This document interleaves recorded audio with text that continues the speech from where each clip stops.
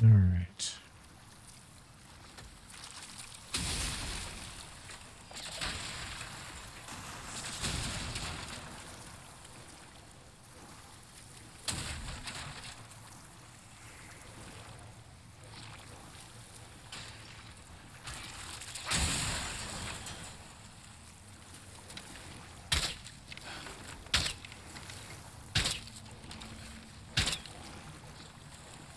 Why is it just flying right through him? What the hell? Why is it just flying right through him?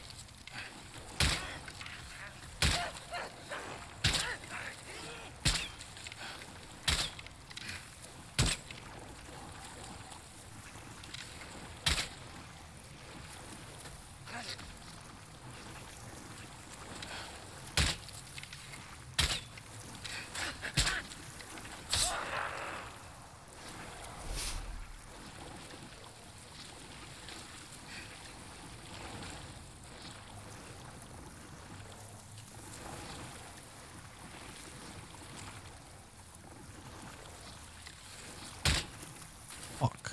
Oh, okay, that works.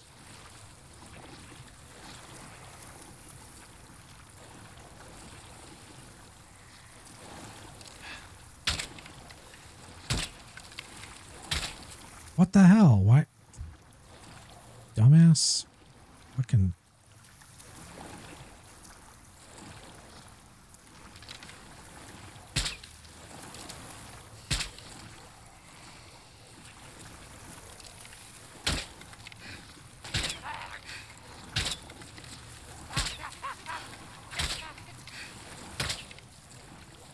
Are you serious? Come on, dude. All right, got his ass.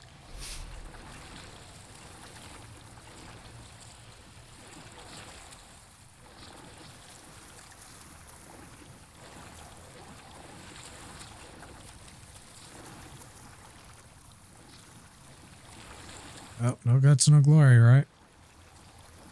Actually, he's...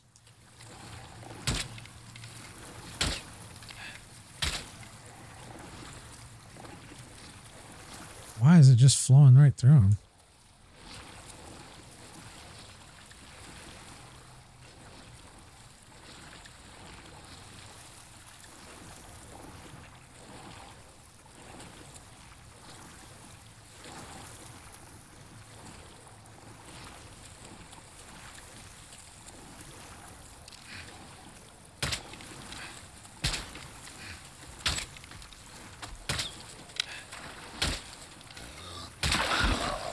He's fucking coming for my nuts.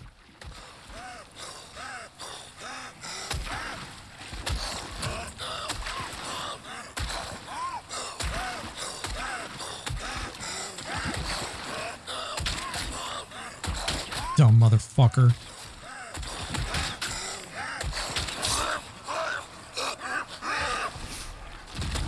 What a dumbass. He deserved to die if he's that dumb.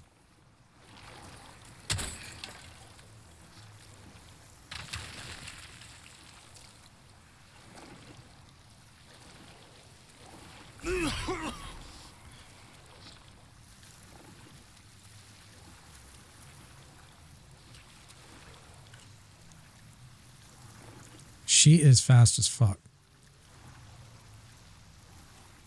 Hey Drago, how's it going, man?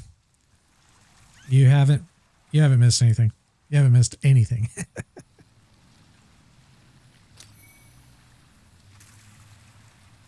Just me getting in more trouble. Not too bad. I mean, I did kill, let's see. So I've killed the final boss of that one. No, I haven't done Dragon God yet. Dragon God, I believe, is over here, which I haven't done that one yet.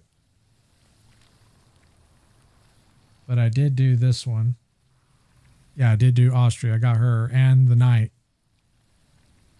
I also did this one, which is the Manta Ray boss. That was, dude, that soundtrack was legit. It's an amazing soundtrack. I don't know if you remember it, but it's awesome. It's probably one of my favorites so far. The fight was okay. It was very similar to Yorn.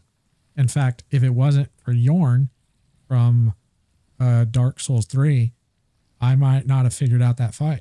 But I was running around and I found the storm caller or whatever. And I was like, this is kind of similar to Yorn. I kind of remember the name, but I still hadn't figured it out at the time. Then I equipped it. Yeah. So, but if I hadn't fought Yorn, I probably wouldn't have put it together. I probably would have been like, what do I do? And I was a little bit like that for a little while, but it didn't take me long to figure it out. And then, I also killed the last boss of Tower Queen, which was a joke. That fight was a joke. But yeah, it does look cool. The soundtrack is awesome. The weapon is cool, but it's just not much of a fight. So I have Dragon God, and then I have these two to do to get to the last one. But I'm going to see if I can kill this SJW right now.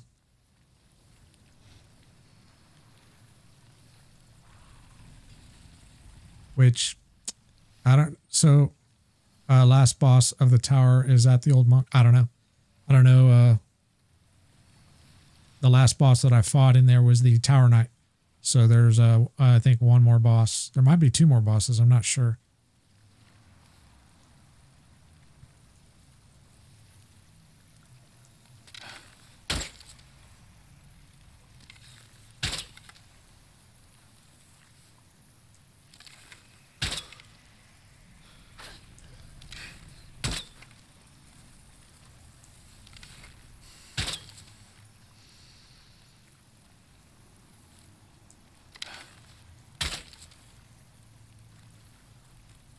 Quit rolling around, you stupid bitch. Why isn't she coming at me?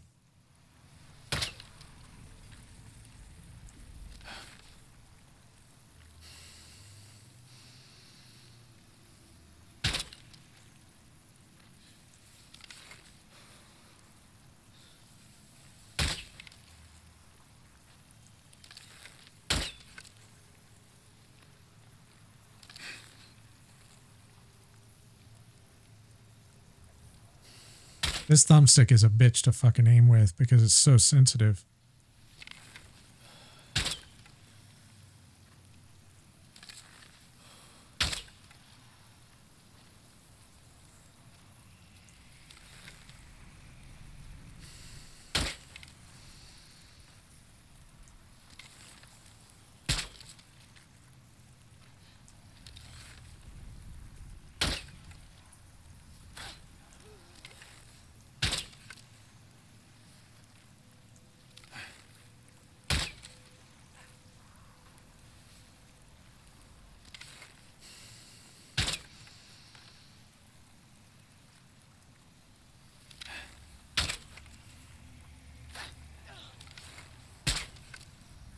I don't know how much damage I'm doing to her, but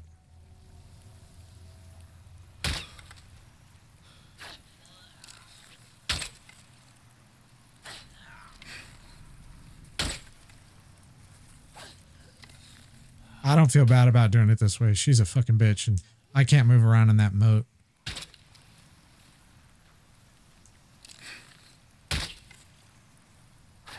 Now, if I had the ring, there's a ring that you can get that allows you to move, roll around in the moat.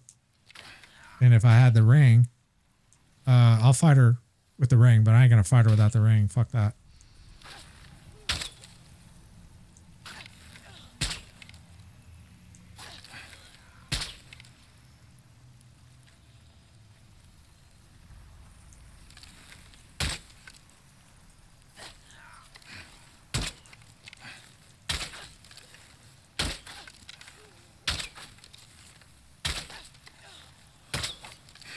she's fucking dumb.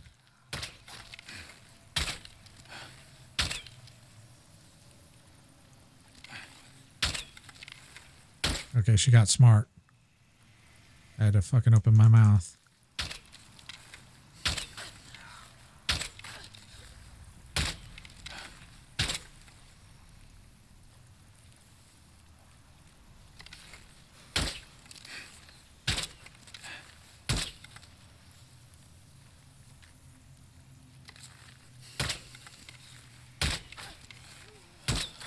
Yeah, that's what I'm saying.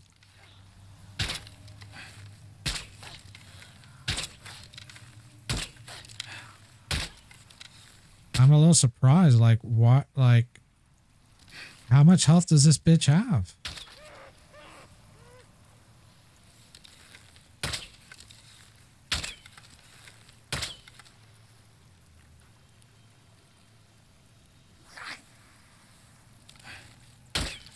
No.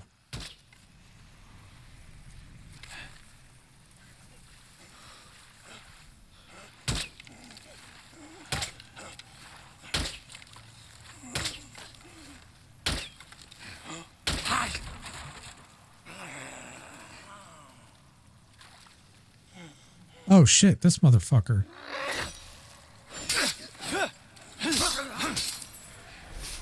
Oh, maybe I can get down here.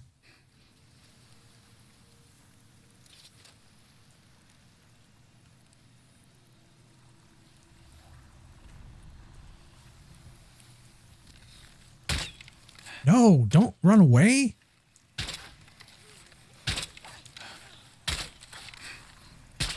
She must have a shit ton of health to not be dead already, because this bow does a lot of damage.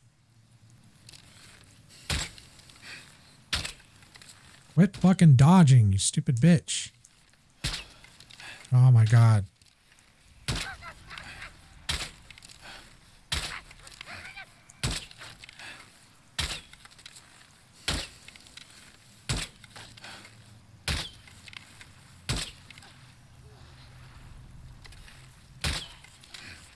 Yeah, some of them are.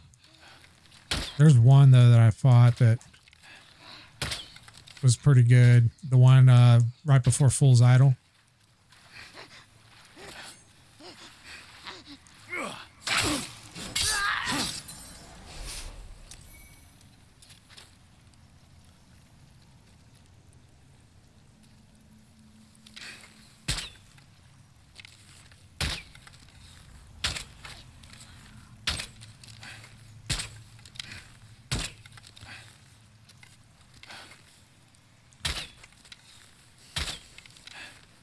Quit rolling around.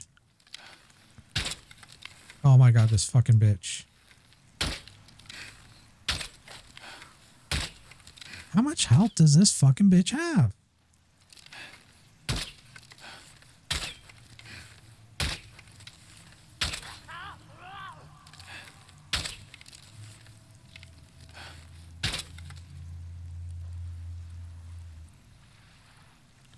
This fucking stick is so fucking sensitive. Here comes that last one.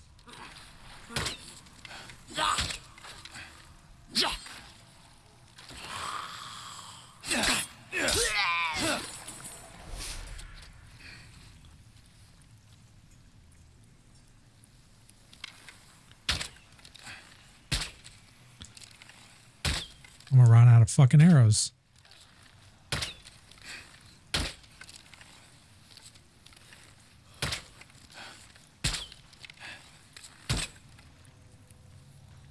Fuck, how much health does she have?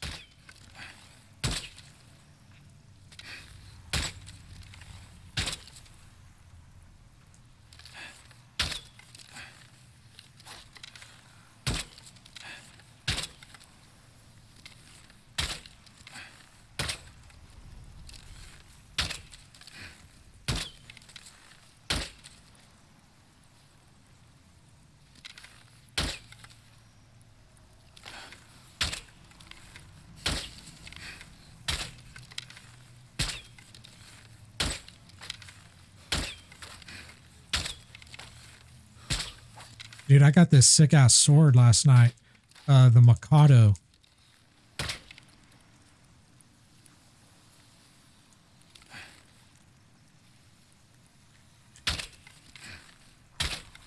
Oh my god, dude, what the hell?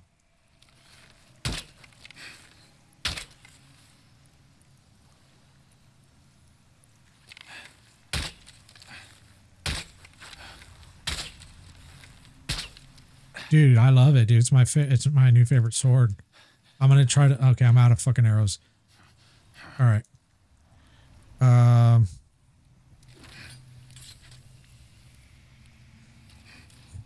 guess we'll try to see where her health is. She's probably gonna fuck me up.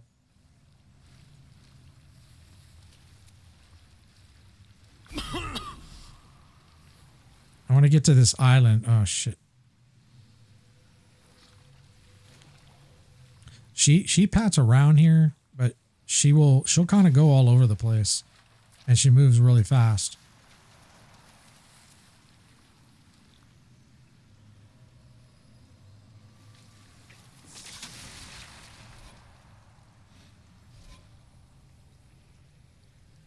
Actually, I got an idea.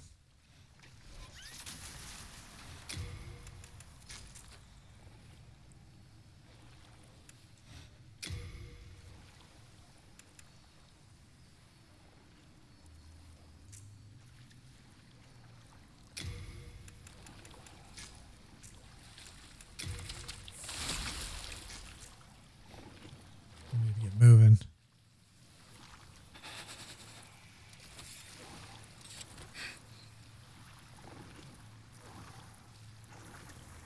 Yeah, okay, there she is.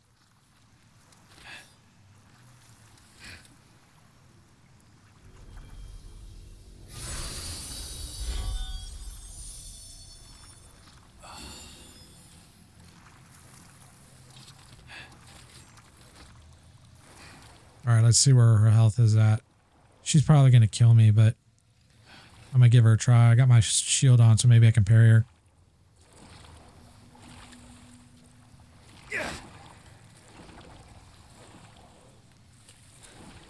Here she comes. Dude, she's at full health. I didn't do a fucking thing.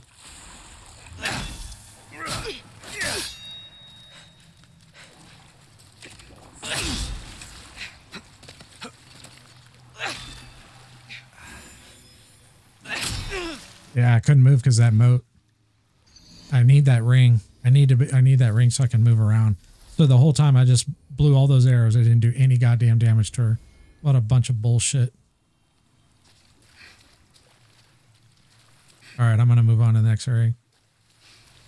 So I believe the ring that I need, because I did research this because I wanted that ring really bad until I found out it's a lot of bullshit to get. You have to turn the world pure dark. Yeah, I can imagine, considering how much damage she does.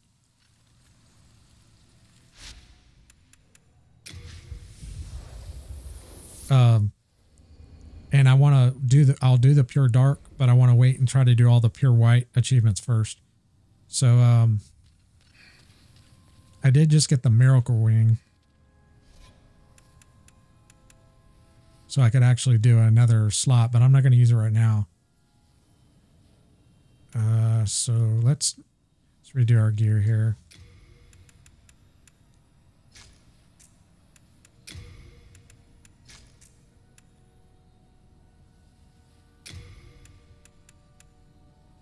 Wait a minute, did I put on... The butcher knife is awesome in all the games, actually. Oh, is that what it... Oh, okay, it's called the butcher knife? Okay.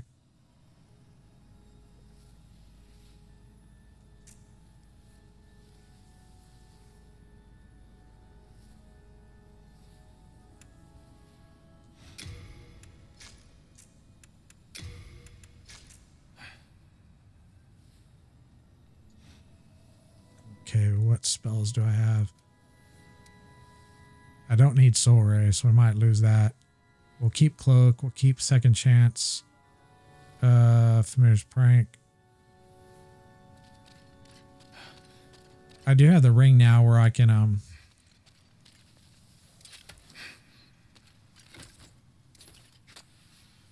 where I can equip another memory slot. Oh, this is something I need to ask you.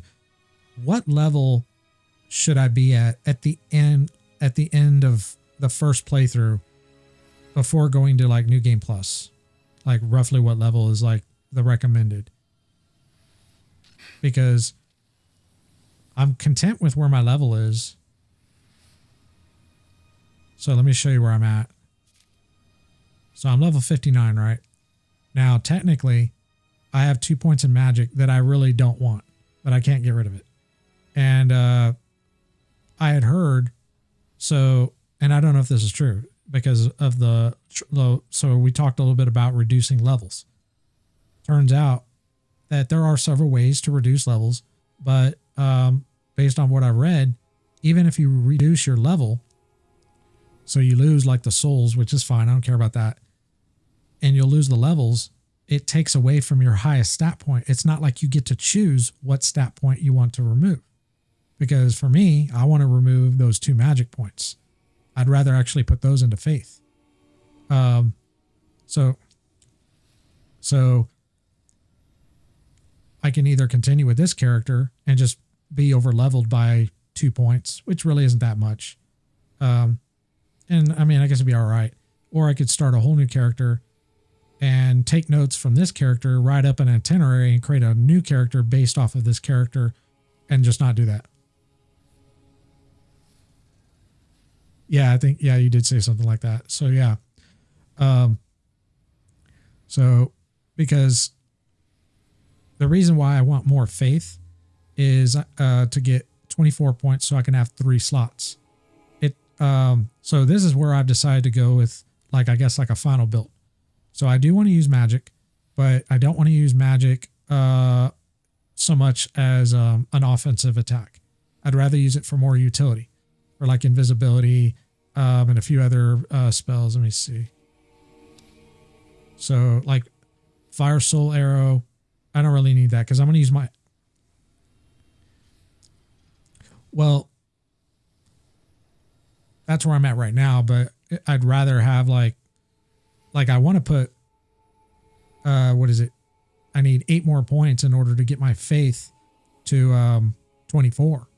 And if I do that, that's going to put me pretty high. I'll be over some 59. I'd be at like 67, which probably is over leveled. I don't know. I don't know what the highest level is.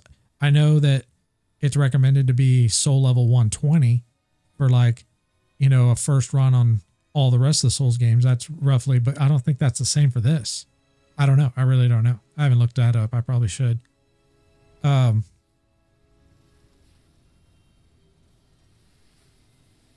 I'm a little torn by either making a whole new character or just continuing with this one.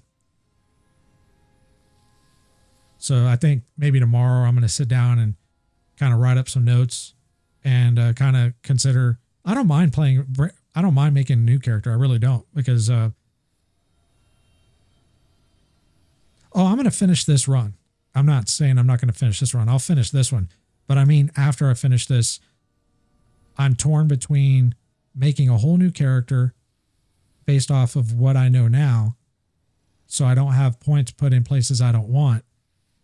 And then using that for any new game plus. I mean, or I could keep this character. I mean, because that's another thing too. It's only 2 points. And I don't really think I'm going to be, I don't think I'm going to be doing PvP with this character. And I think that's really the only thing that it boils down to, is as far as being over leveled, is when it comes to PvP. So, and whenever, like with my other stats, so I have 20 vitality. I don't need any more int. I have enough for 3 slots. That's all I need. My endurance feels fine. I don't feel like I need any more.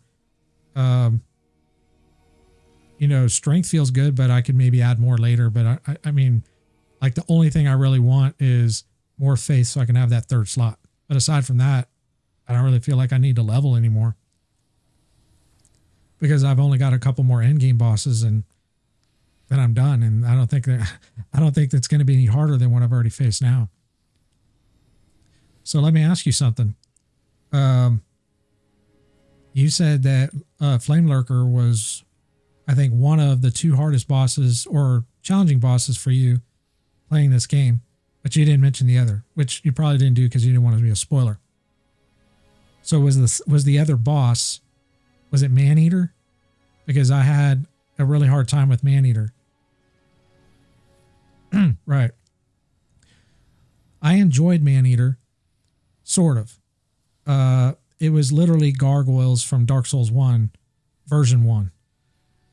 The only thing I hated about the fight, and the reason why... Yep. Okay. So... What... So this is what got me killed. It wasn't the bosses necessarily killing me. It was either getting knocked off or me dodge rolling and falling off. But as far as like the bosses actually killing me, I only died like just a few times from them actually killing me. But it was mostly from gravity, just dying from being knocked off or falling off. And aside from that one mechanic, which is a fair mechanic, I like the fight. It was a fun fight. It just, because they are aggressive and you have to know how. But I figured out a way to like I went back and looked at my Flame Lurker fight, and that fight is so easy when you look at it from the outside in, because you see the tells so much clearly, and you have so much time to heal. But when you're in it and you're still learning it looked like, yeah.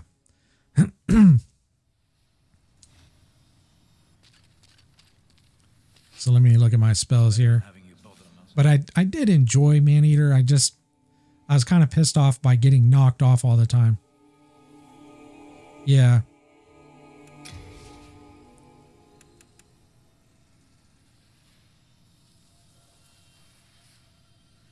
Okay, this spell I almost never use.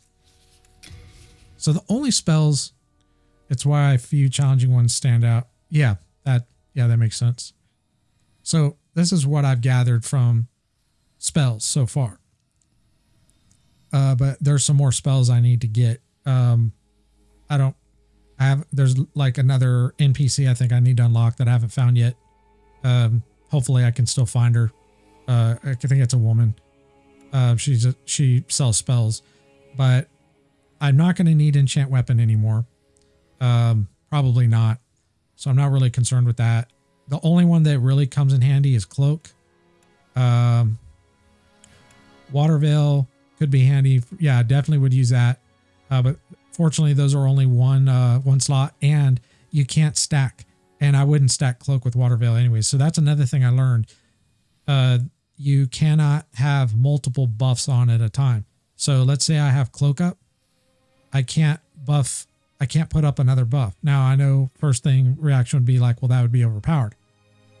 It depends on the buff. For example, cloak, it's like if you were to put protection on and then you wanted to come down here and put warding on, that makes sense. That I wouldn't think that would work because that would be overpowered. But if you wanted to put raise fire resist or protection, I think that should be allowed. Or if you wanted to put cloak on and defense, that should be allowed. Just my personal thing. It's not, so it doesn't really matter. But I had this spell that I got that's a miracle, which if you die, it brings you back to life, kind of like Sekiro, and you get 50% life when you come back. But it takes 2 slots. It's a faith spell. But you can't. So I noticed, so I put that buff on, right? And then I wanted to put on cloak, and I couldn't. And I was like, why the fuck can't I do that? It's not like it's like a buff, like, like an armor buff or something like that. So I don't necessarily agree with that. Or if you're going to do that, at least give us the option to cancel the previous buff, because that's the thing too. Once you put the buff on, you can't cancel it off unless, you like die, or if maybe the buff runs off, but that buff doesn't just run off. It stays with you until you port or die. So there's a lot of issues with the way they've done magic in this game. And I agree, it is overpowered. So let me give you another example, which you probably already know. So Soul Ray, I don't need that on, so I can take that off. this spell is redonkulously overpowered. I can go in to like certain enemies and I only have 12 magery and I'm destroying enemies with just this one spell. It's so ridiculous. Yeah. So I'm not going to use it. It's just too, like, it makes it too trivial. It makes things too easy to where it's not enjoyable. So I'm not going to bother. That's why. So the way I want to take, my character is archery and melee. I want to use archery and melee because I got this new bow. I don't know if you were around for it. Lava bow, I think is what it's called. Yeah.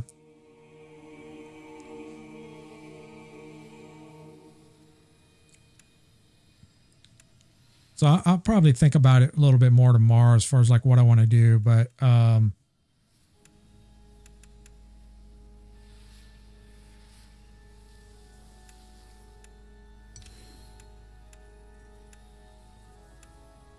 I don't think there's, yeah, because I won't be using enchant weapon anymore because most of the weapons I'll be using don't allow to be enchanted unless I do it with like a weapon that's not magical. So I might use it. I don't know. And if I did, I don't know. We'll just see. And since I'm going to use archery, there's no reason to use either of these spells anymore. I have them, so it's not a big deal. So even on a second playthrough, yeah, there's no reason to upgrade magery unless I wanted to use it, which I'm not. So that's why I kind of wish I had those 2 points back. I might even look at the templates. Also, since you asked about the levels, for a first playthrough, I'd say somewhere between 50 and 90 should be fine. The levels aren't really that important here, unlike Bloodborne, where every level boosts defense. Oh, okay.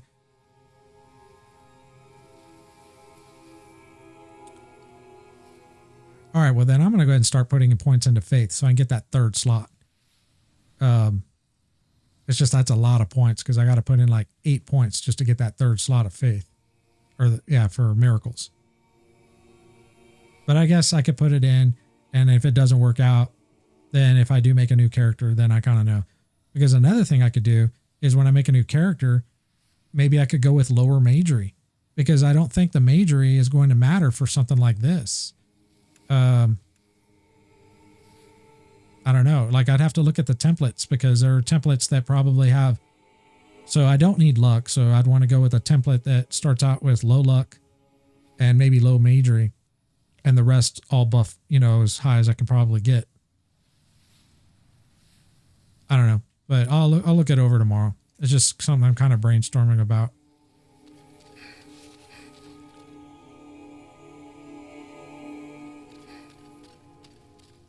Now that I know what I know, I wish I would have friggin' leveled up earlier because I had a bunch of souls. I got 40,000, then I got like 30,000, and I just blew it on mats because I didn't want to level. But if I'd have known, I'd have gone ahead and used those to get the faith points. It's not a big deal though. It's not like the main thing I've noticed about this game is most of the bosses are easy. It's the level. Navigating through the world, getting to the boss. That's the challenge. But as far as the bosses, they're pretty easy.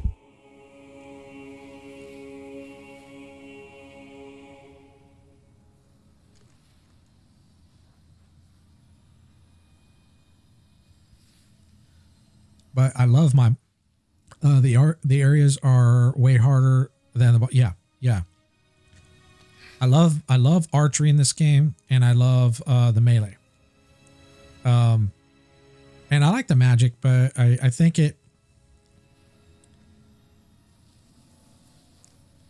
I wouldn't mind playing melee and mage and just not use archery. I could do that, but I kind of like the archery. And you're paying, so when you think about it, you're either paying for arrows, which reminds me I need to get arrows, or you're paying for spice to have as your resource. So then you have to think about, okay, well, which one has more utility to it? Magery does kind of have more utility because you have all these different spells. Whereas, with archery, it's just kind of the one thing. You'll just have a variety of different damage types. Now there is another bow. For instance, the giants in the Valley of Defilement have more health, do more damage, and are faster than the Dirty Colossus. Yeah, dude, those things fucking suck, dude. I had such a hard time with those.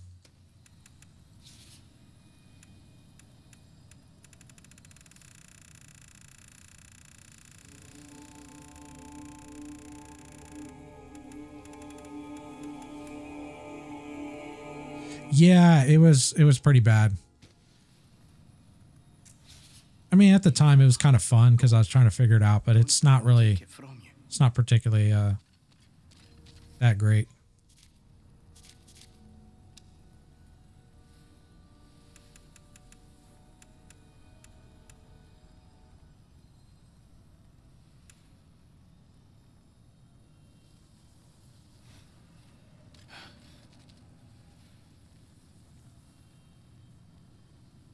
Oh, so this sword.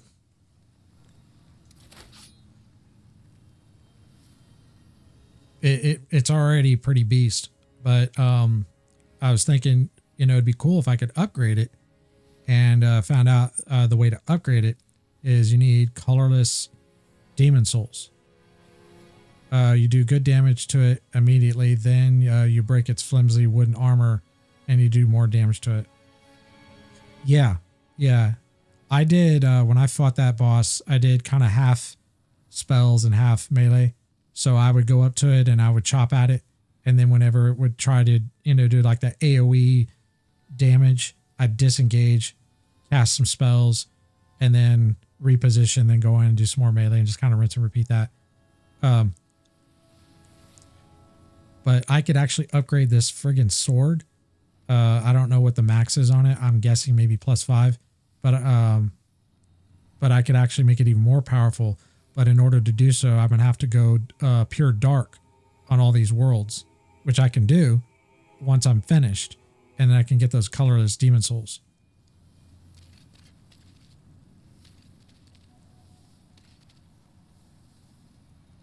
Okay, so yeah, we're going to go here.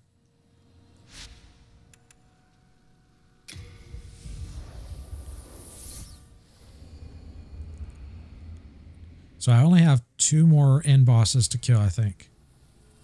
This one, and then Dragon God, which I kind of know how to do that one. Like I got him to 50%, and then just need to figure out how to get to the other side without dying. I think if I were to put on all my fire resist and then just time the, you know, getting through the that little valleyway to get to the other side, probably kill him. He seems pretty easy.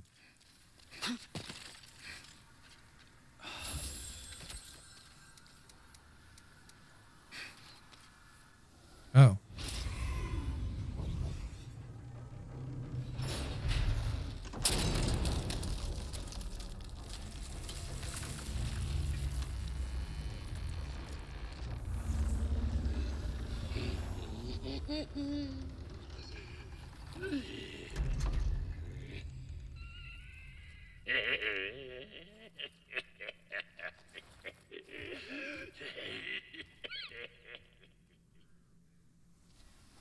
That dude's so nasty.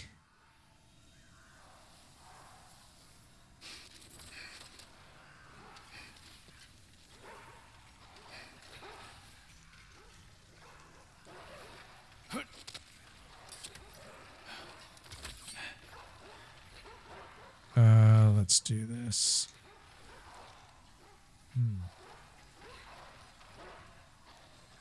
Yeah, I guess we'll go second chance.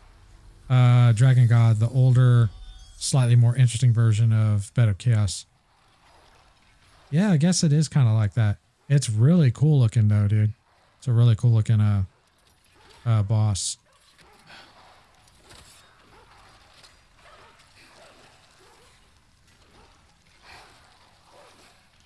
Oh, it's more of those fucking wolves.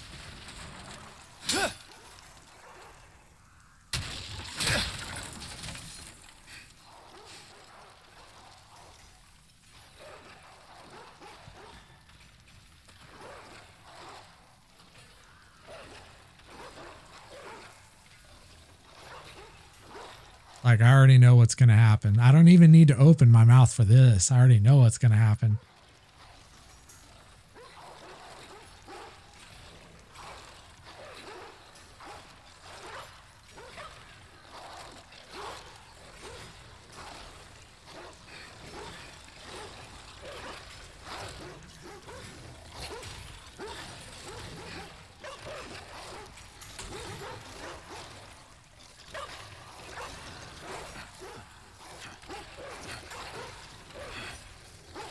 I forgot to...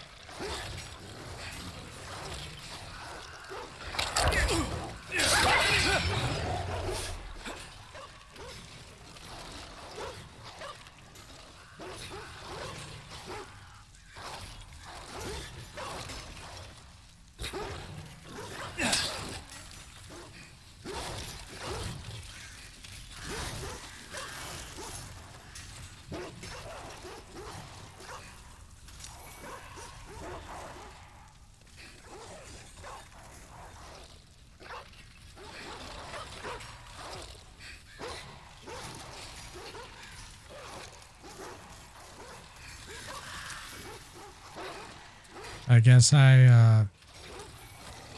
guess I was wrong. Wait a minute.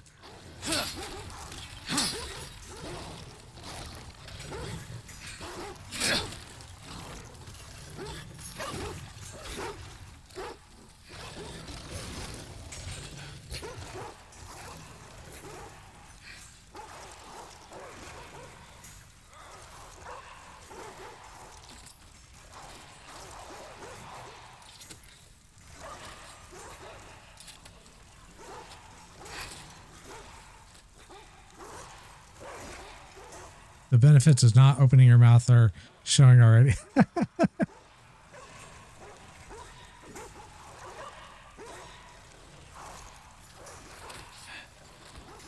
Dude, you should have been here last night, dude.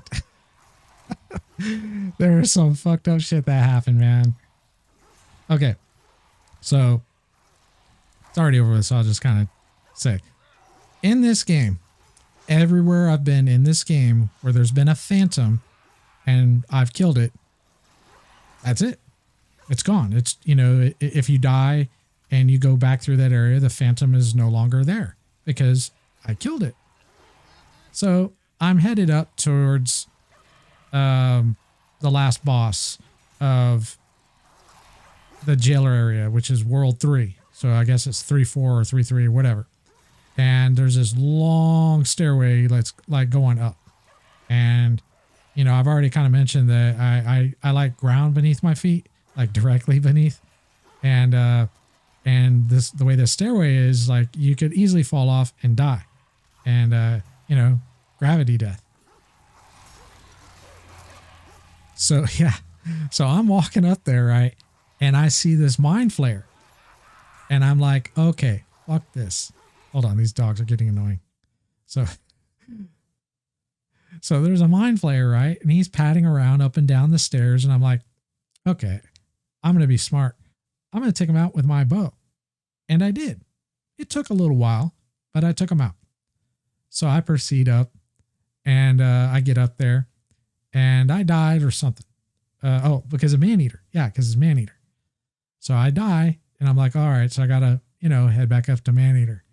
And as I'm heading up there, I was like, and I say it, I'm all, man, that would suck if this, what do they call them? I forget the name of not Reapers, but the blue ones or the red ones. If it respawned, you know, if I started heading up and it respawned, and sure enough, it fucking, yeah, no, I mean the name of it, not the mind flare, the name of the the phantom. That's so it's a phantom because it's red. And I said, man, it would suck if this phantom respawned. So I'm heading up the stairs, right? And I look up and there it is, dude. I was fucking pissed. I was so pissed. I was like, first off, every phantom I've killed in the game, not one has respawned. And I had to open my mouth and say, man, it would suck if this thing respawned. And sure enough, the one phantom that respawns, that motherfucker. I was so pissed. But I figured, it was okay because I figured a way around him without having to deal with him. So all I did is I used these soul remains. Yes. And those respawn too. Well, I don't. Yeah, they respawn, but I didn't die from that boss. I killed him on the one shot. He was really easy. It was a joke. It was really pathetic, actually. Like, he probably should, like, I don't know, maybe consider another occupation. But the reason I know those respawn is because I ported back to that room and I started to go back down and there they were. I was like, fuck this. So, yeah, I don't know. Like, my gut always tells me something that's going on in the Souls games. And then my mouth kind of follows it up and says, yeah, you know, kind of speaking what my gut is telling me. And then sure enough, that's exactly what happens. And it always happens right after I say it. Right after I say it. Like, I literally have a video that I'm going to put together of all the times that it's happened. Because it's happened multiple times. Not just coincidence. This is beyond coincidence. This is not Bermuda Triangle bullshit. Something really weird is going on. So anyways, we'll continue on. Old Monk is pretty pathetic when you play offline. If you play online, it's usually a player invasion now. Oh, really? Okay. I may at some point play. I have I'm going to say it. I'm going to say it. I already know what's going to happen. Ah. Okay. It happened before I got to finish. Okay, it didn't happen the way I thought it was going to happen. Yeah. Okay. So this is what I thought was going to happen just now. But I didn't want to say anything, and I'm glad I didn't because it didn't come true. So I thought that guy was going to roll those balls down here, right?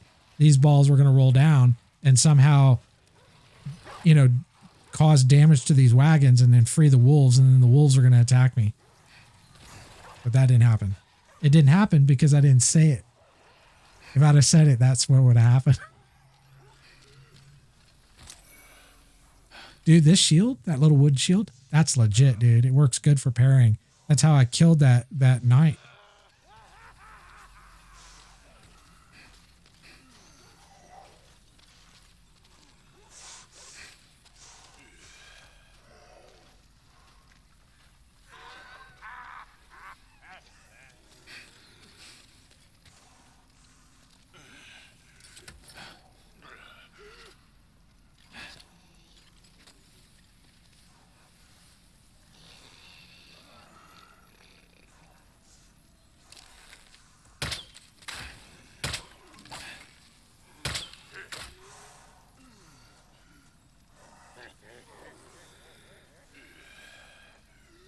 What the hell's going on here?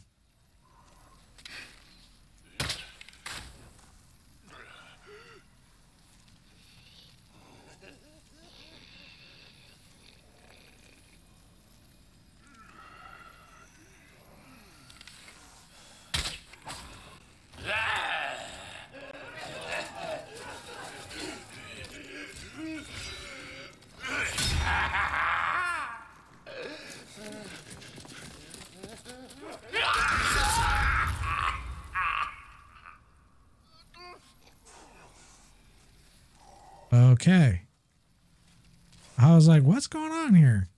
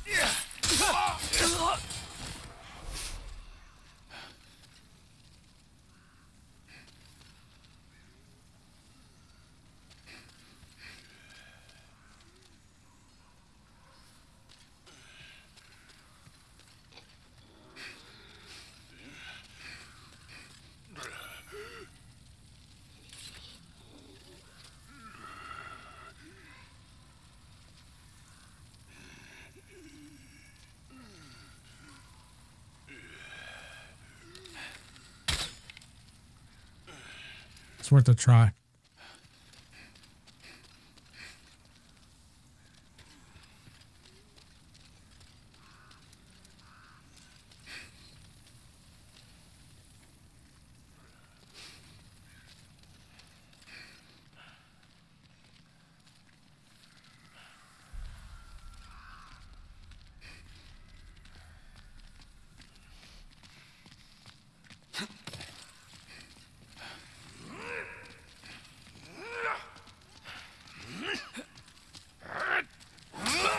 Shit.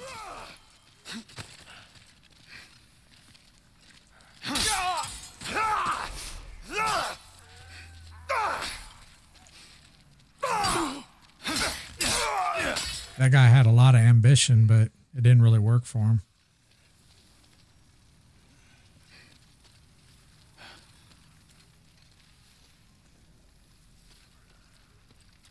If you're still around after, if I finish this and all that, there is one thing I do want to either ask you about, or I'm going to go online and look it up, because I've spent too much time trying to figure out. So I'll tell you what it is. So there's this guy in the jailer area, which you were actually around for when I was running around like trying to find him. So I freed one of the guys, but there was also the guy that's glowing in blue, right? So I've cleared the whole area, and there's part of it opened up and I was able to get to it, but there's also another key, and I have been all through that place. I cannot find the fucking key to either let him out, and also there's some other cells to open up that have items in them. So when I go back, if I make it tonight to go back, if you want to help me with that, cool. If not, I'm going to look it up, because I've already wasted too much time trying to figure that out, and I don't know what the fuck to do, because I ran around in that place for probably 2 hours trying to find whatever key I need to fucking get that shit, and I couldn't find it.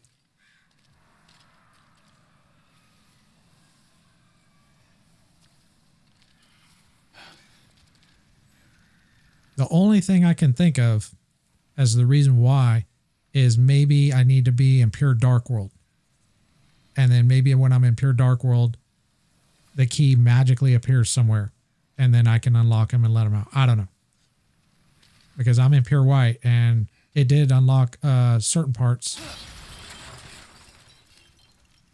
But I still wasn't able to do. I wonder if I can kill those crows.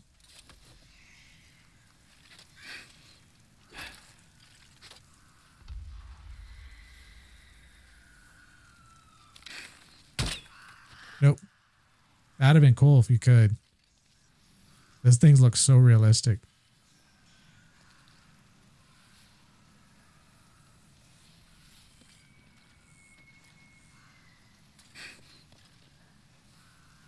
So I've talked to him more than once. He says that his body is in one of the cells somewhere down there. I have been all through that place. The only place I have not been able to get to is the ones that are locked up. So I'm assuming, could be wrong, that his body is in one of those cells that is locked, that I don't have a key to. And like I said, I've been all through that place. I don't know where the key's at. I've wasted too much time. I'm going to look it up. I probably spent more than 2 hours in there, because okay, this motherfucker wants something.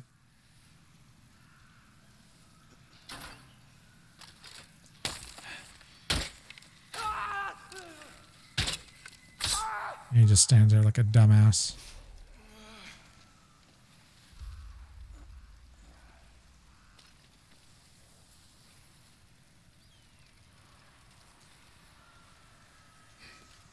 I don't like looking things up, but when I've already wasted several hours trying to find something, it does not require pure black tendency. It requires pure white. Okay, I am in pure white. And that's, that's what I kind of assumed that was the case. But even actually, I shouldn't even do that. I should just do this.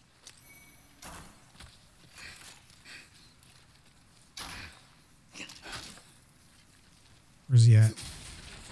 Oh, Whoa! Who the fuck was this guy? He's all coming at me all hard. He had ambition too.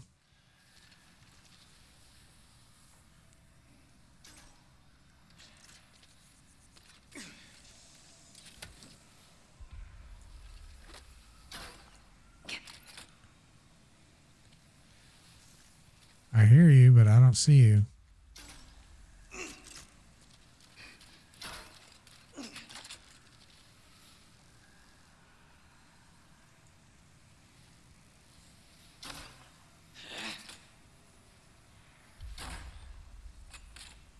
Okay, I don't think he's in my...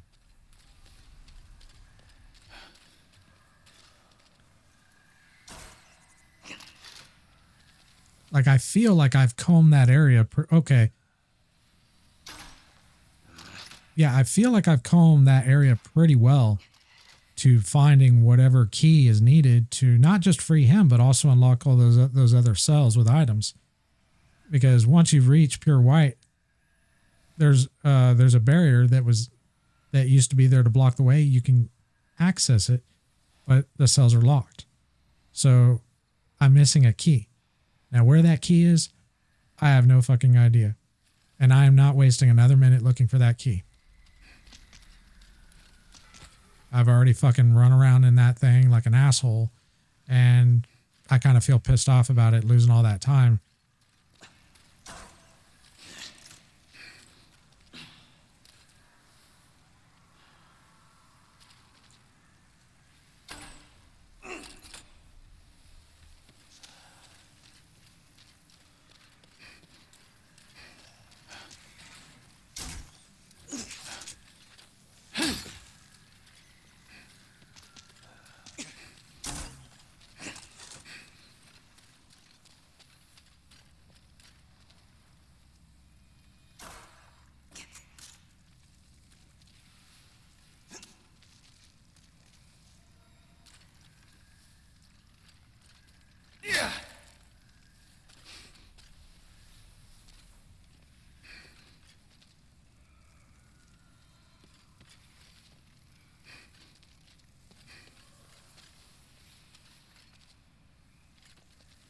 And just to be clear,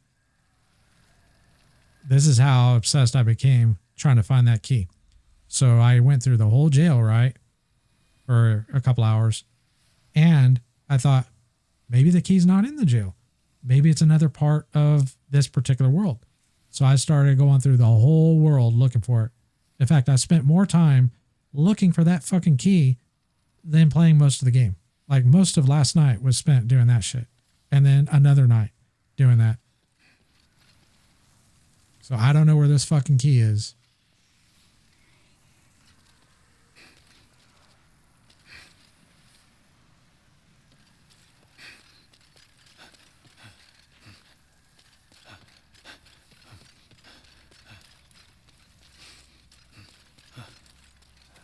And I do know, because I've looked at other keys that were hidden, because this is how obsessed I was. I even went back to my old playthrough of going through the jailer.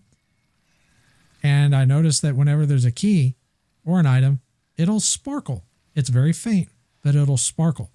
And if you take time and you're not running all wild and you actually look, just like I'm doing here right now, if I'm just sitting still and just kind of looking over the screen, you'll see a little twinkle.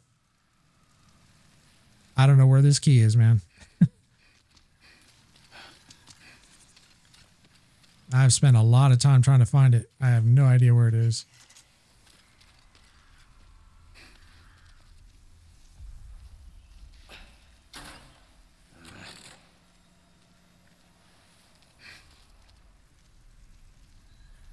I mean, I like trying to find things like that. I mean, that's part of what I enjoy about these games.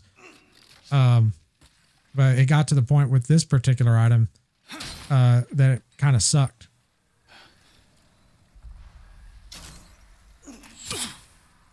Oh, shit. Where's he at?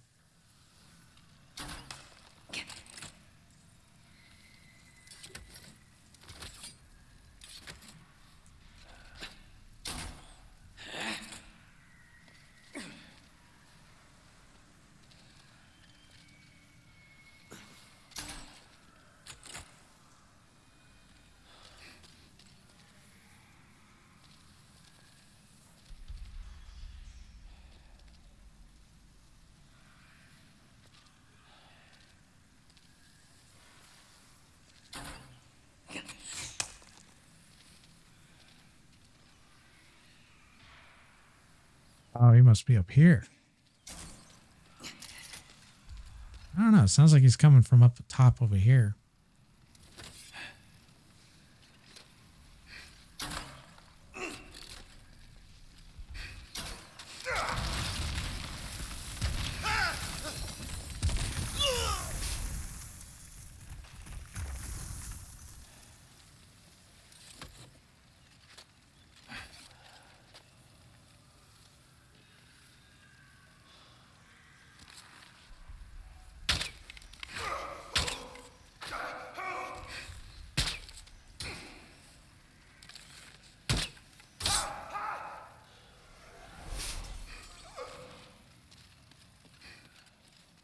I was going to look the key up actually before starting the stream tonight, but I didn't have time.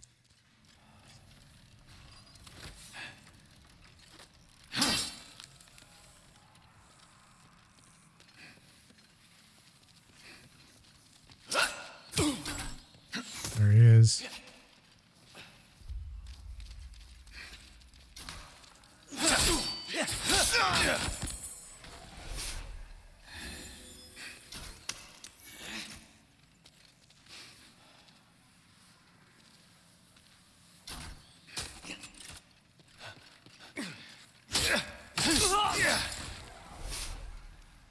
Yeah, it was kind of hard to see from there.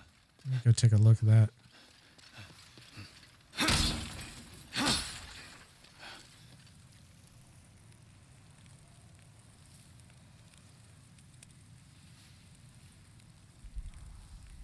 So he was right there.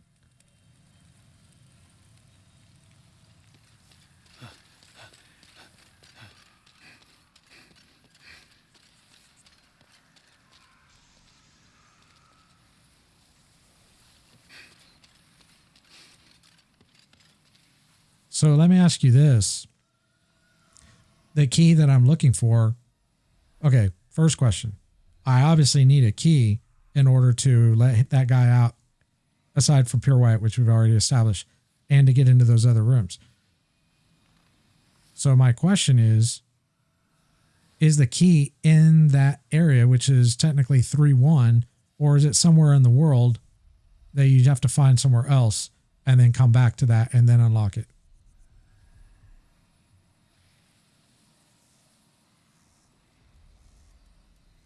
Okay, so it's like somewhere else in the other world. Or in that world. Yeah, because that would be a different level. Yeah. So I thought of that too. So I went to 3-2 and I started looking in 3-2. I will admit I didn't comb 3-2 as well as I could have, but pretty good. But I think I could have done a little better.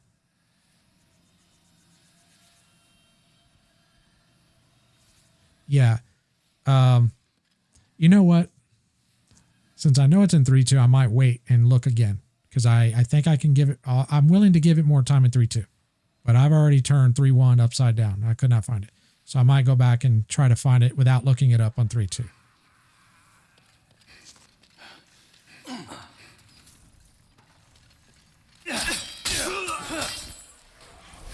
I love this fucking sword. I didn't get it before my second playthrough when I went Pure White. Okay. Well, unfortunately, just double checking. Yep, I am still Pure White. Somehow I lost Pure White at the Archstone of Shadowman, which is where the mana rays are. I don't know how. Actually, I think I might know how. So the sword, the Mikado, there was an NPC at 5-1. He was a Japanese dude. And I went and talked to him. And he's asking me about the sword. I'm like, yeah, I have it in my hand right now, dumbass.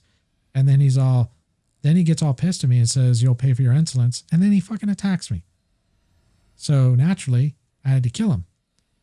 And I don't know if that's what caused me to lose my Pure White.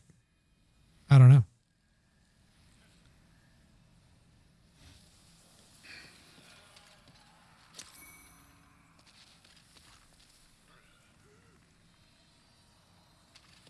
I wouldn't have killed him if he didn't attack me, or maybe what I could have done.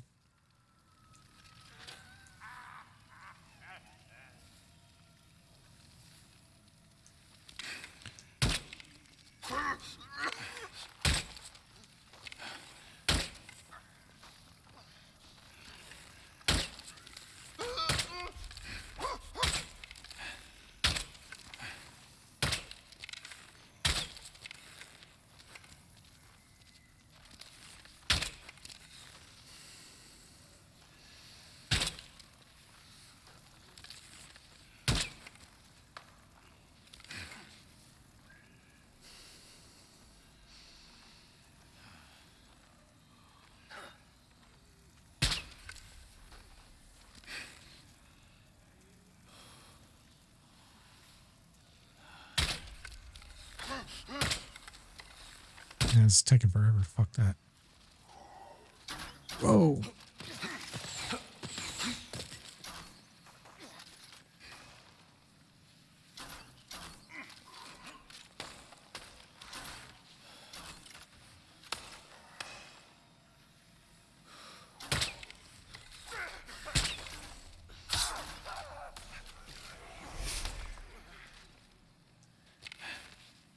I love archery in this game.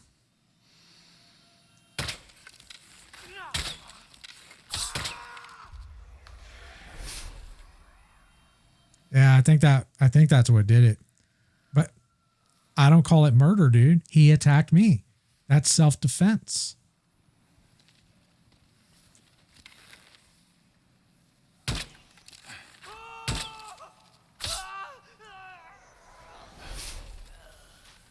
Like if someone comes in your home, is threatening your life, and you have to put them down, that's not murder, that's self-defense.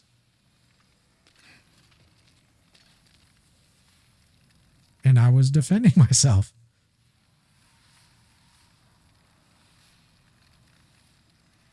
Yeah, I did get pure white. I'm pretty sure. Because that's how I was able to get the sword. You can only get it by getting pure white. But then he gets all pissed. I think he just wanted the sword for himself. I think that's why he was pissed off. Like if you'd asked me nicely, I might have considered, you know.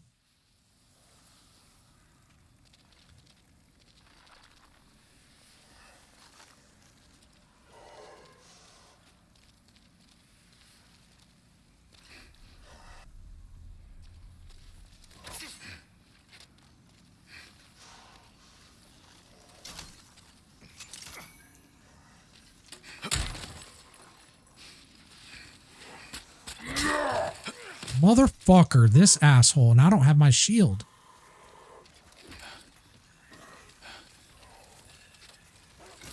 All right, fuck it. I'm just going to have to go commando on him. Oh, shit, and there's fucking archers. This is not good. Oh, fuck, there's another one in that. Fuck you guys, dude. Bunch of fucking assholes trying to ambush me. GTFO. Oh my god. Whoa, that ball of fire almost killed me. Look at that.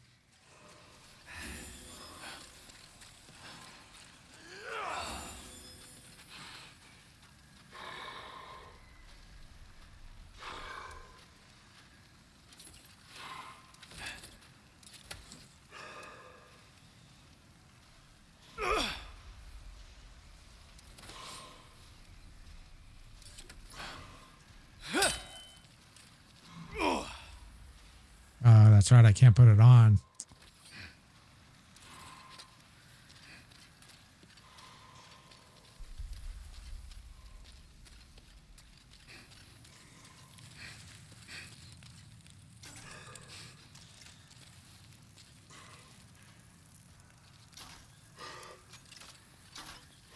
Sounds like Darth Vader.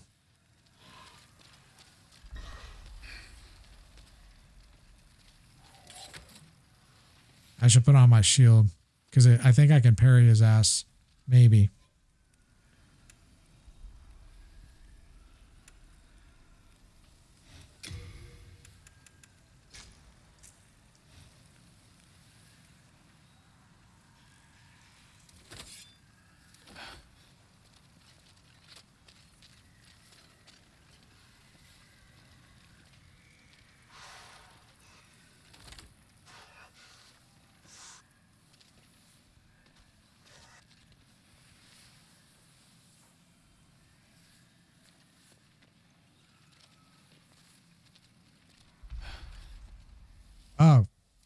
could do. I could also use these fucking soul remains.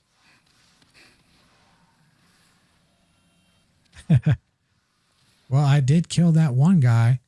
The guy guarding one of the last bosses, I think in the sixth world, that night. I just parried his ass and killed him. He's pretty easy to parry, though. I mean, he's easy. If I can do it, it's easy.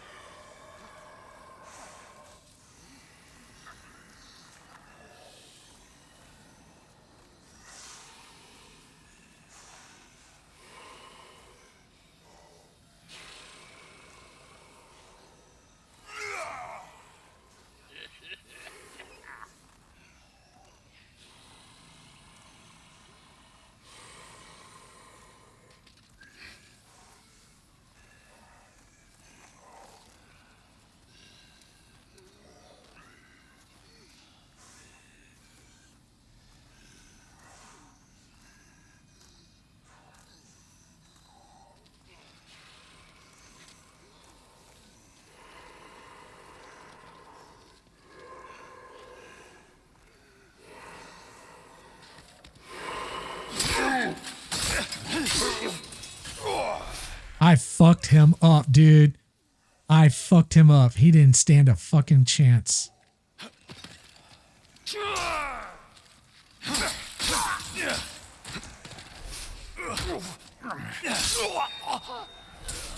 Ah, dude, that was awesome, man.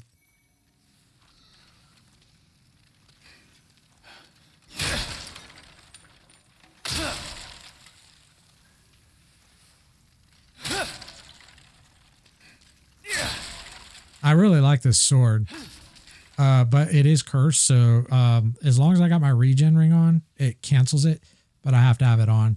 Also, if I put on the regen shield,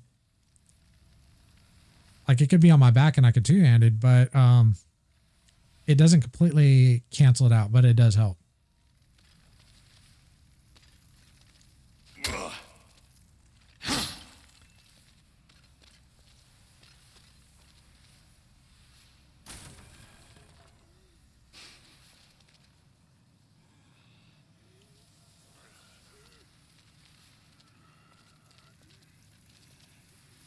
Hey, it's Praxis. It's always nice to massacre enemies that used to... Yeah. It's revenge. Let's talk to Praxis. Ah, we meet again. Fancy that. Hope you find something that suits you.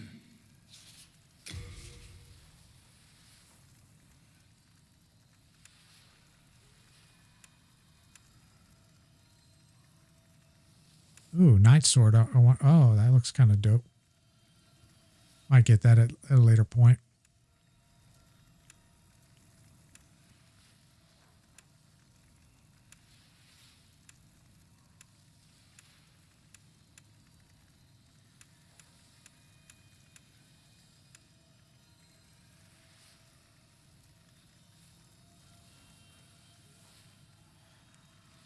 So I have a question. Right now I'm using the Dregling shield for parrying, and it worked fine for that other dude, the knight at the end of 6-1 or 6-4, whatever. Is there a difference in parrying chance with these? Like, so there's the wooden shield, then there's a soldier shield. Is there any difference in like speed as far as parry or anything?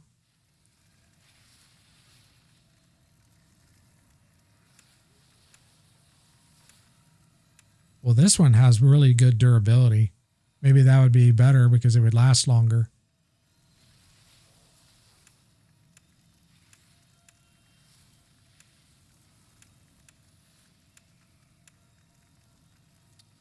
I think I'll buy this.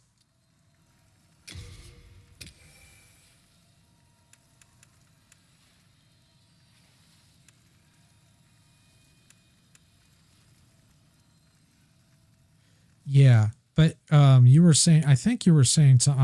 I might have misunderstood you, but I think you were saying something to the effect the parry animations in this game are the same for all enemies, or maybe not the animation, maybe the time, maybe it's the timing. Yeah, I don't know.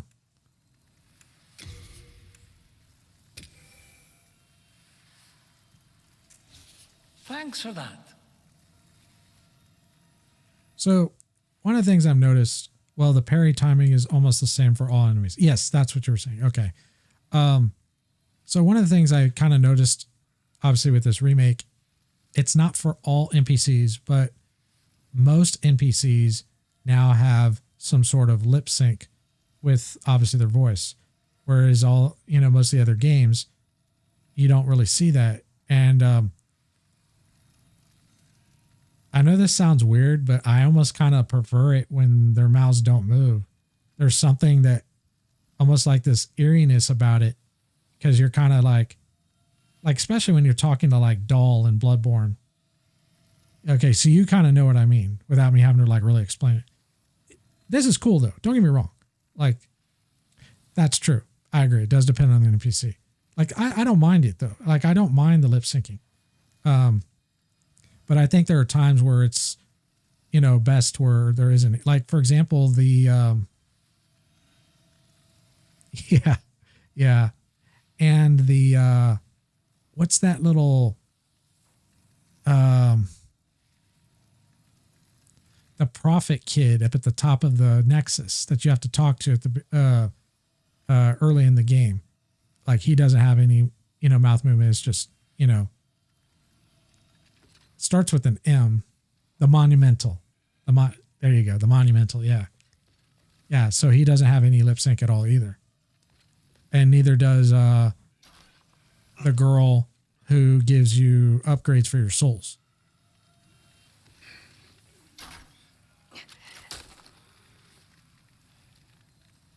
I don't think I should waste any arrows trying to kill that guy from here, because I don't think it's going to matter.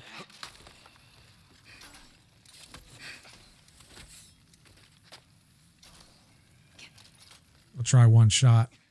If he runs like a... I was like, where the fuck did he go? He's going to probably run. Oh, no.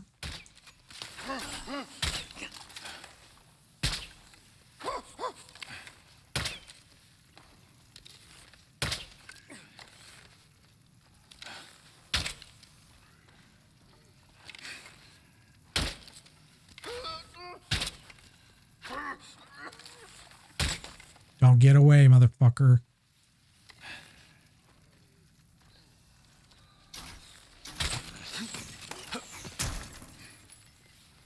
Actually, Adore patches mouth animations in the remake. Yeah, it actually works for patches. He's creepier. He's fucking creepy, dude. Like, he's kind of a scumbag. But I do agree. I'm glad I didn't kill him, because he does have some pretty nice stuff. Yeah.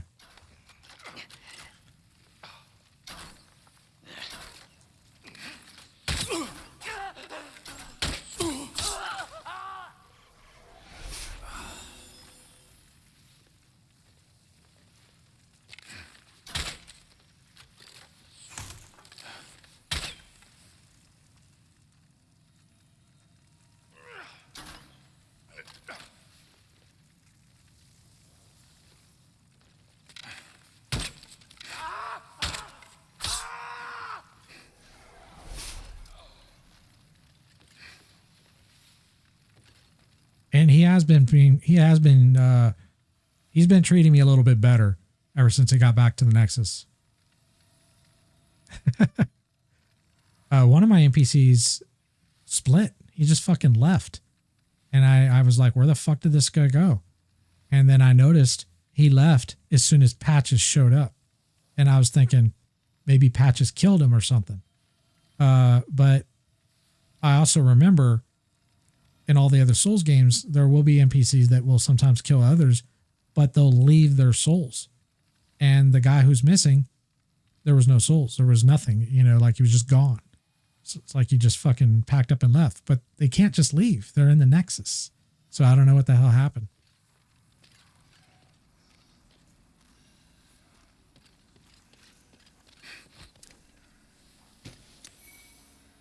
Ooh, a great sword.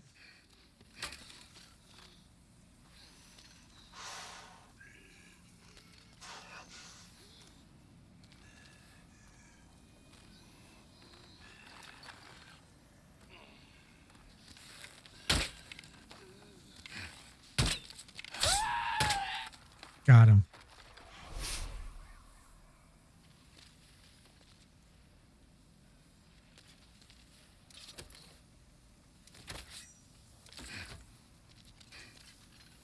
All right. Got another one of these knights to deal with.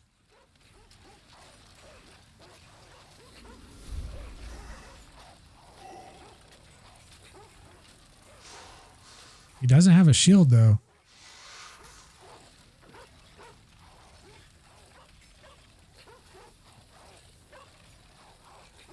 I don't remember him being on a quest, but...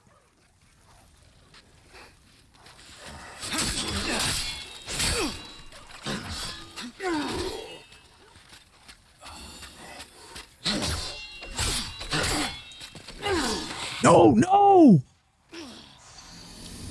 Fuck, I almost had him, man. The gravity, dude. Fucking gravity, just like Maneater. Fuck. How many times I died from fucking Maneater, dude, with the goddamn gravity, dude.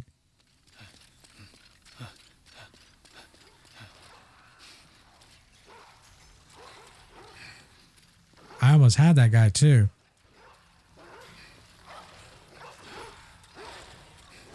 I got all these damn wolves coming at me. Come on. I think there's 3 of them around here. Where's the other one at?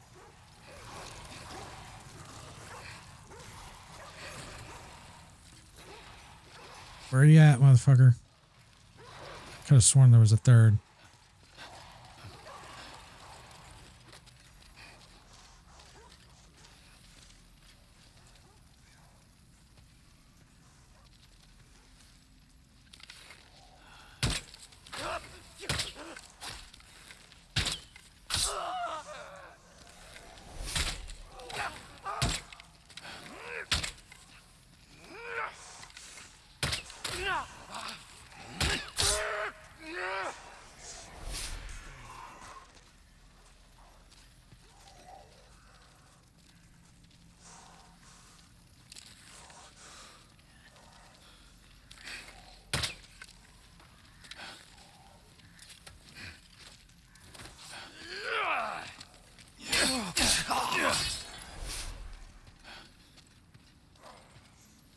Oh, there's a lizard there.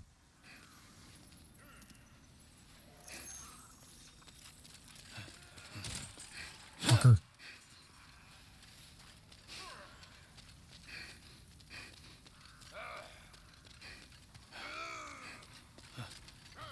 I gotta watch out for that thief dude. I wonder if I can just go in and just crack these fuckers.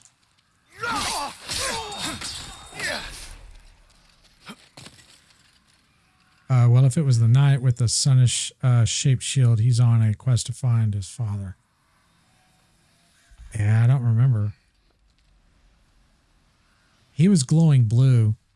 I don't remember if he had a shield or not, but I think he was a knight.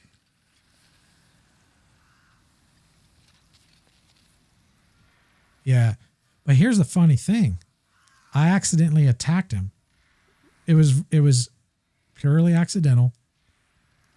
Yes, he's the depressed one. The one that's all depressed and shit. And I only hit him once. Then I backed off. You know, I disarmed. It was an accident. And then I left. And the next time I came back, he was gone. I was like, man, like, you know, I guess he doesn't want to be roommates anymore.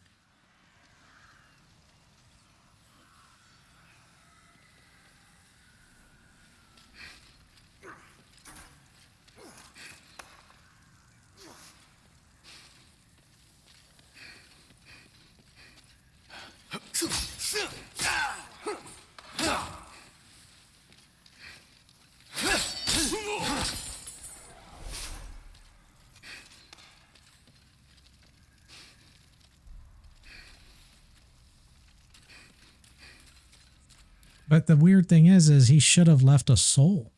Like, to not leave anything, that's just very strange.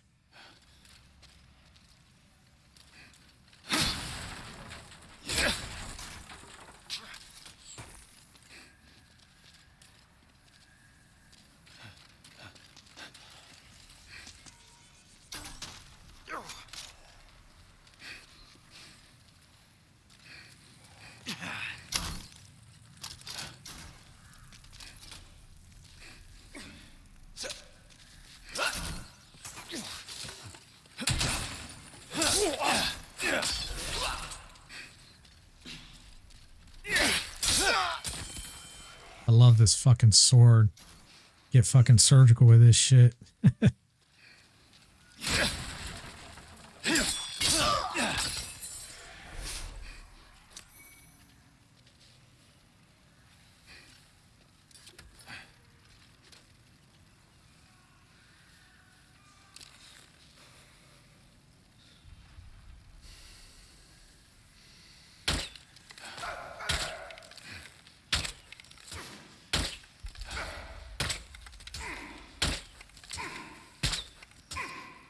Come on, dude.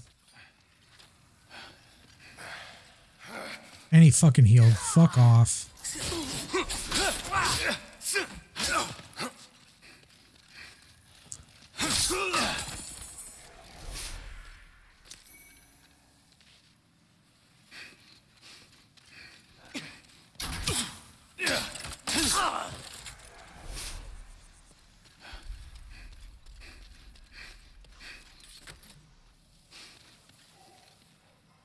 Oh, you know what? All right, fuck it. I'll put this on. I'm trying to remember the crestfallen dude now. Yeah. He looks like Miles Morales. Or maybe Miles Morales' father. Did I come in here?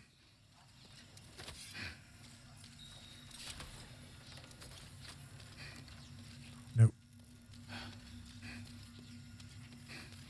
So I don't know how familiar you are with the story. Yeah. Yeah, I don't remember much of his story either. I did talk to him. I went through all his dialogue, but I have a memory like span of a goldfish, so. Whoa, whoa, shit. Thought I had a little more room than that.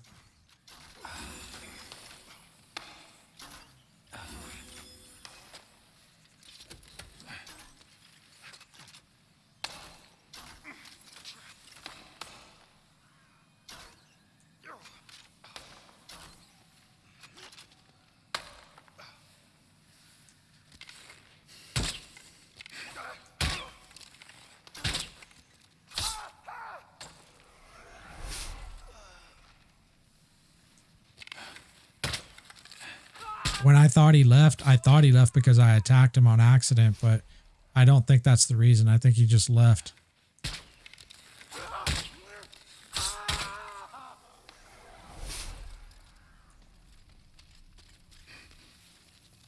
Fatty's probably alive again. Okay, we don't need to go that way because we already killed that dude.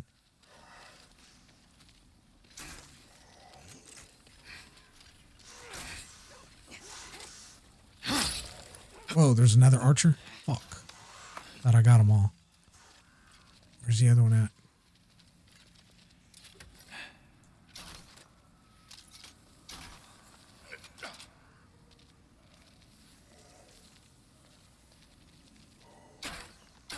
Ah, there's two.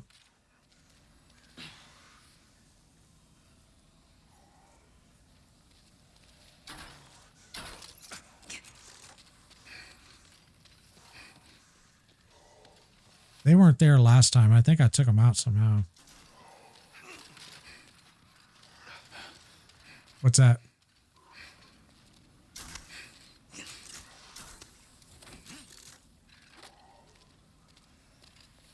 Man, it's going to be kind of hard to fucking take this guy out and not get by these fucking archers.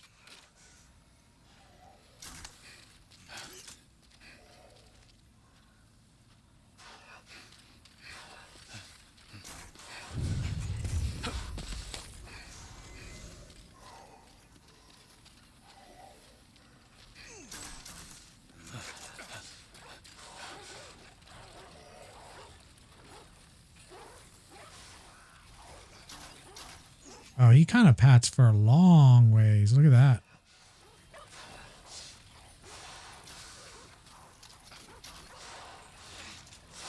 I don't really want to fight him in that corridor, though, because I'm going to get my vision all fucked up.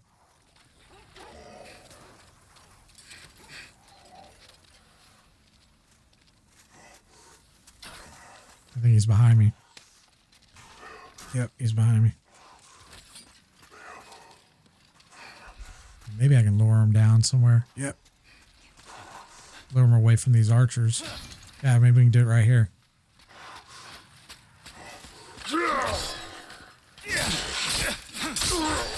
Alright, I got his ass. Shit, I just two-handed it. I just fucked him up. I think it might be because you beat the Tower Knight so early. Because after the Tower Knight, he'll eventually disappear. Okay. I didn't think I beat the Tower Knight that early. I thought I was actually behind, but that may be it.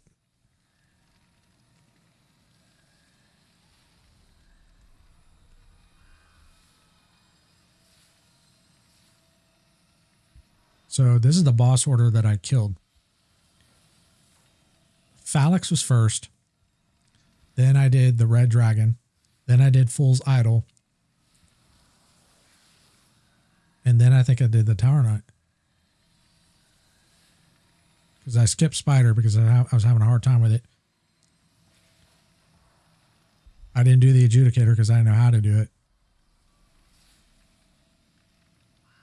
And I'm pretty sure I did the Slug Boss and Dirty Colossus after the Tower Knight.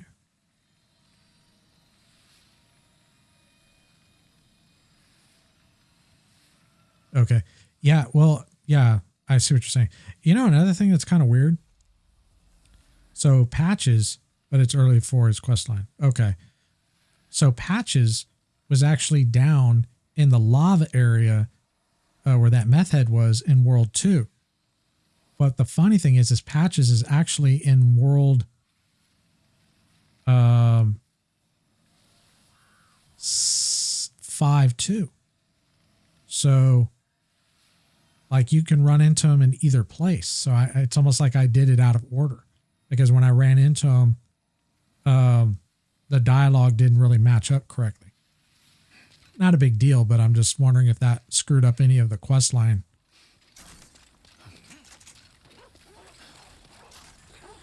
I mean, I think it's okay because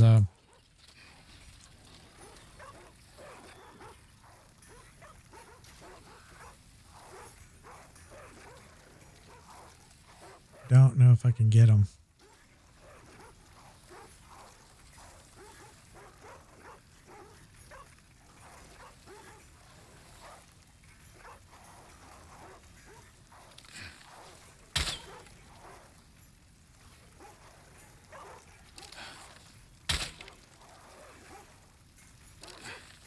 I love how the other one just comes right out and just stands right there for me to hit him.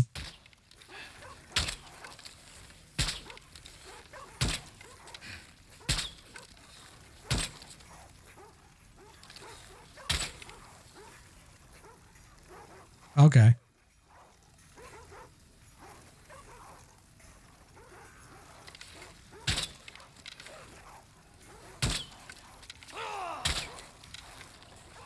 Uh-oh.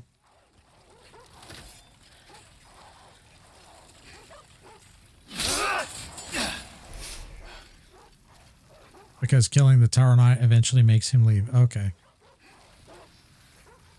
What is up with all these fucking... Oh, it's those dogs.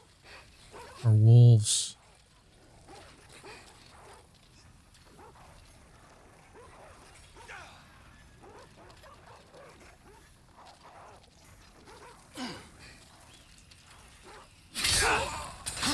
Trying to drop in on me. And I think you need to kill an archdemon to complete his quest.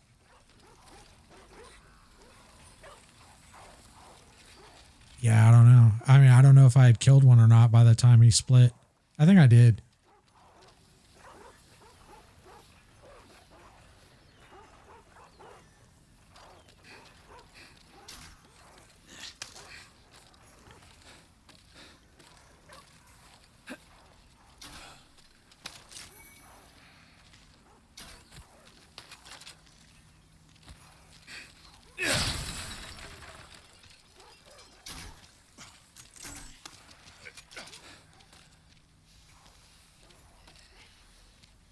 Okay, we got a spear bro, we got a sword bro, we got 2 archers on the right.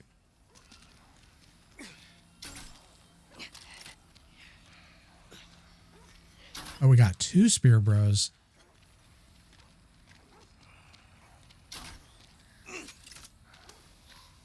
I wonder if we can lure them down here. Hey guys, come over here. Oh shit, I can't. Get down, go down. Dude, go down. No, fuck. Oh my god, what the hell? Why wouldn't it go down? So you can't just like jump off the ledge once you go up there. Like it stops you. So you have to press X. So I pressed X to get back on the ladder and I'm pressing down, but he wouldn't go down. That was fucking stupid, man.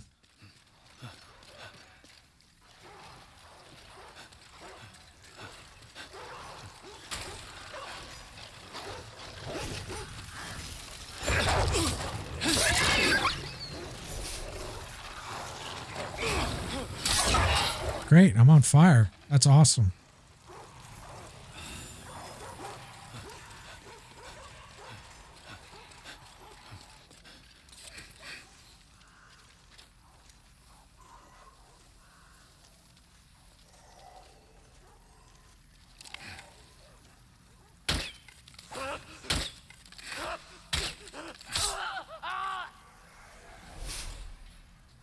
I love how his friends just stand there and watch him burn. They don't do anything to help him out.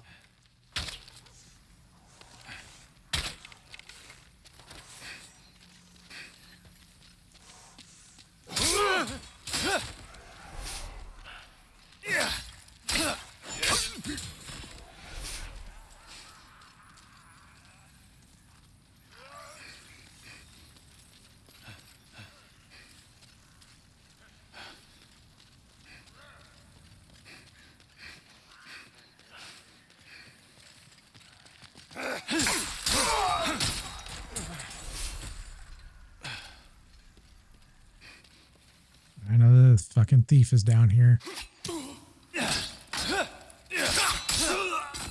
Let's be real. With the way the fat officers treat them, they're probably yeah.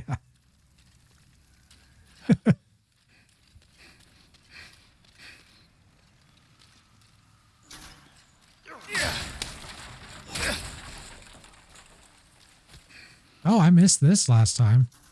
I don't think I remember finding this ladder here.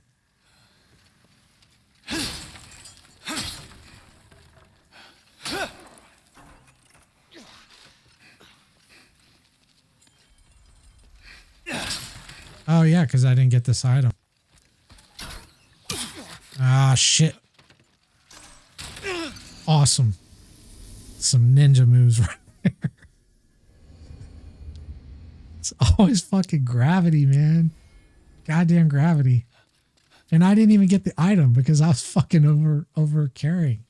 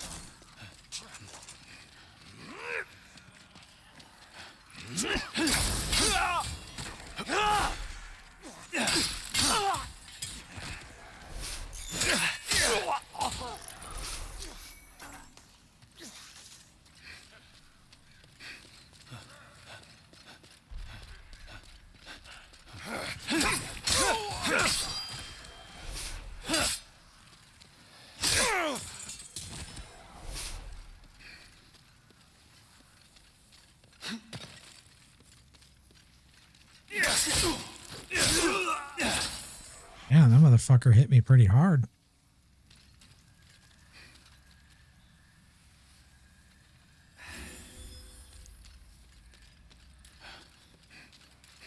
I'm gonna have to get up here and then I'm gonna set up my bow and take out that goddamn archer.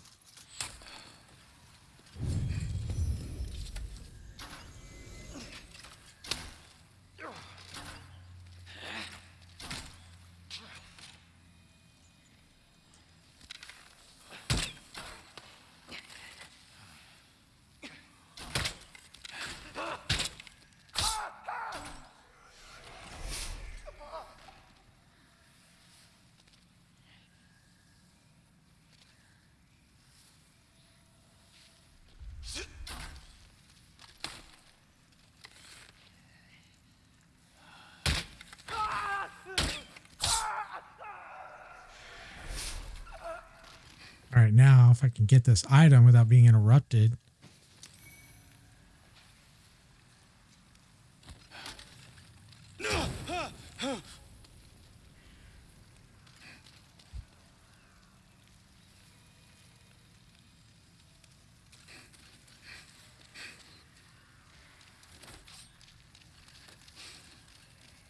Oh, shit.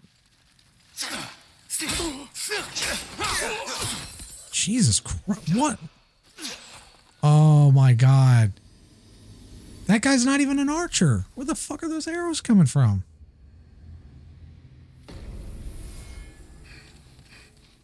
I need to go get some shit. I probably need to fucking, damn it, man.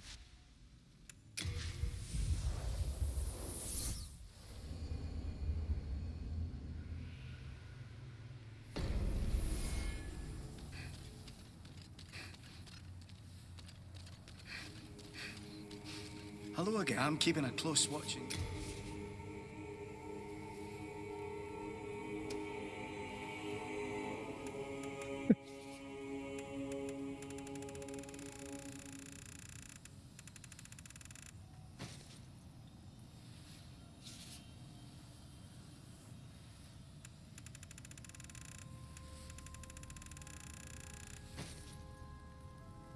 I'm probably over.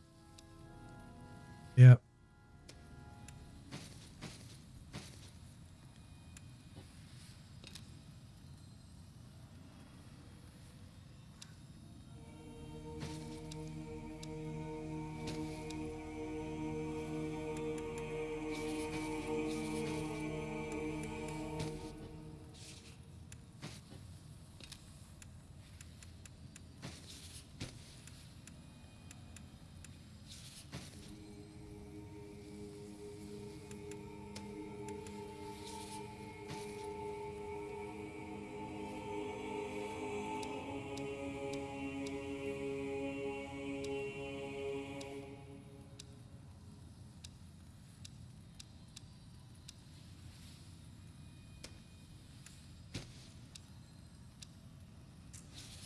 You have a heart of gold.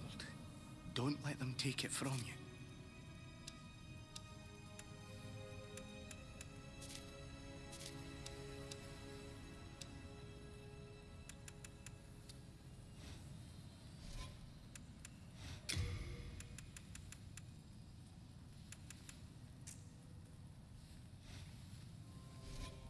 Hello again. I'm keeping a close watch on you.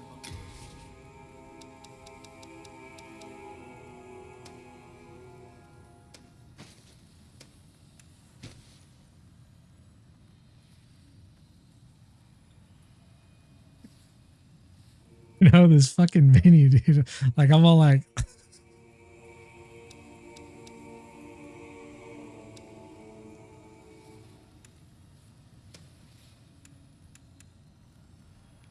I need to cache some of those. Of gold. Don't let them take.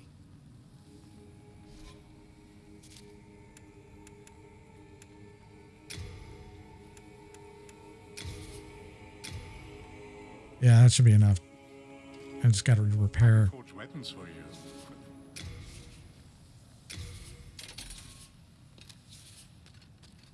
What's the hurry? Have you any manners? Hello again. I'm keeping a close watch on you.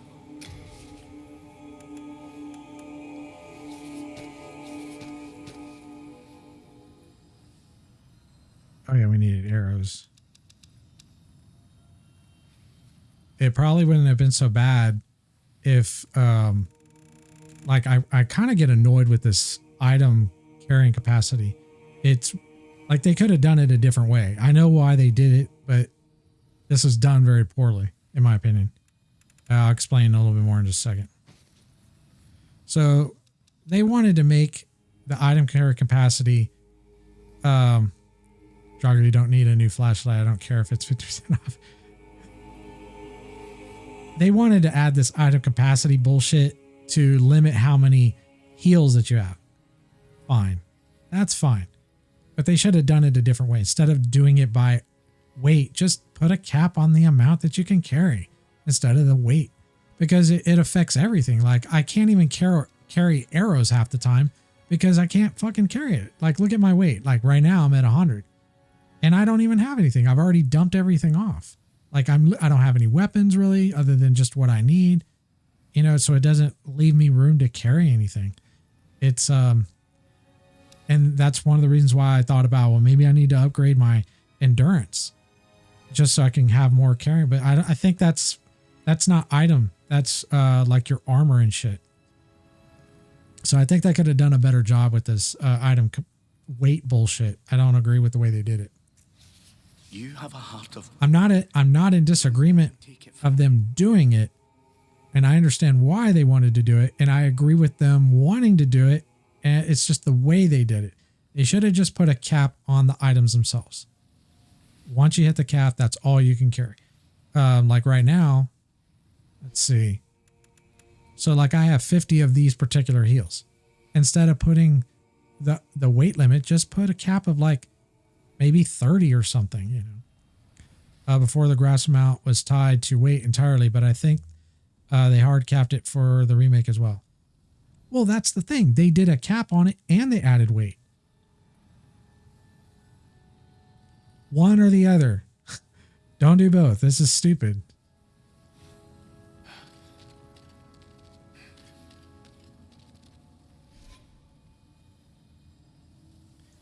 You can store, yes.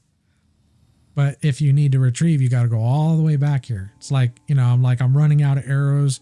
I got to come all the way back. Then all the enemies reset. I don't have enough arrows. It's pretty fucking stupid.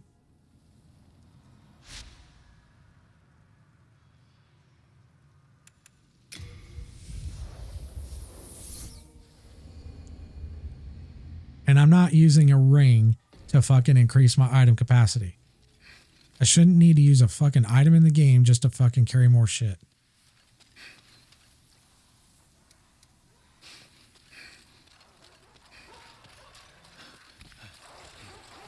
Like I said, I understand why they did it. I'm not opposed to them doing it. It's just the way they did it.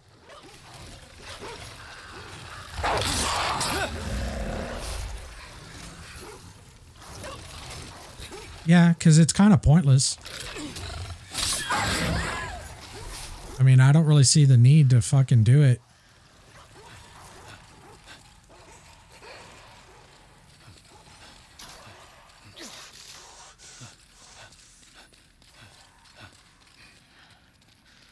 Come on, fellas.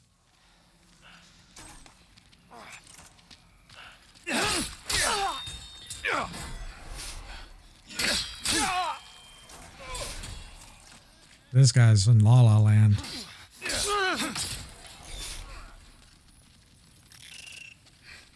I should probably put my buff on.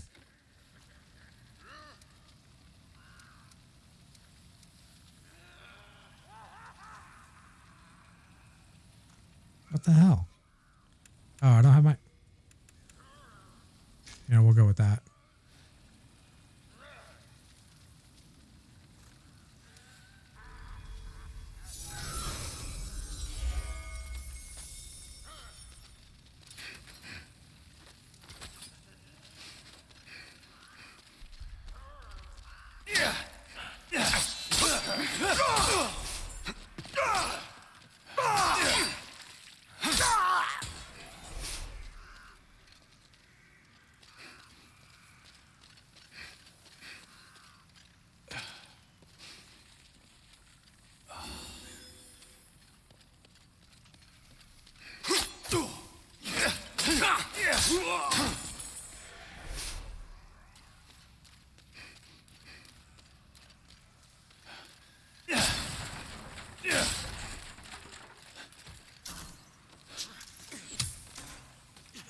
Iframes, please. I'm on a ladder. What the fuck?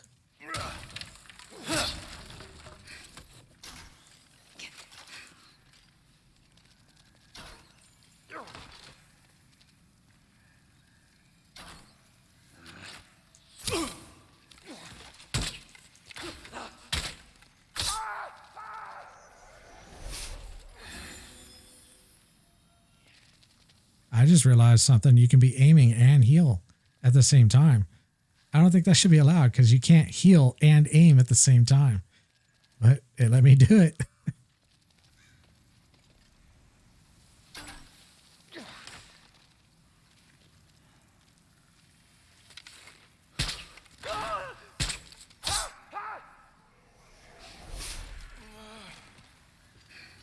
Okay, I'm not gonna fall for this shit again. I wonder. Okay, cool. I can diagonal roll. Omnidirectional roll for you right there.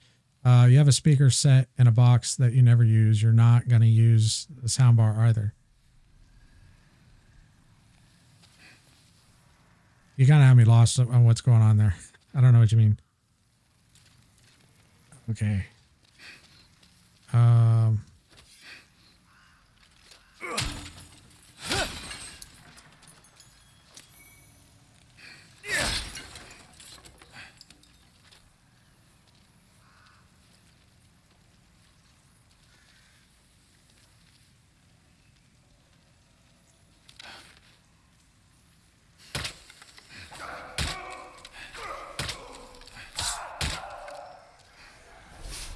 So one of the things I've noticed when you're using archery, once you get the shot locked in, when you fire that first shot, just spam. I'm browsing the web store tired and I need to remind myself that I don't need the shit just because it's a good deal. I know the feeling.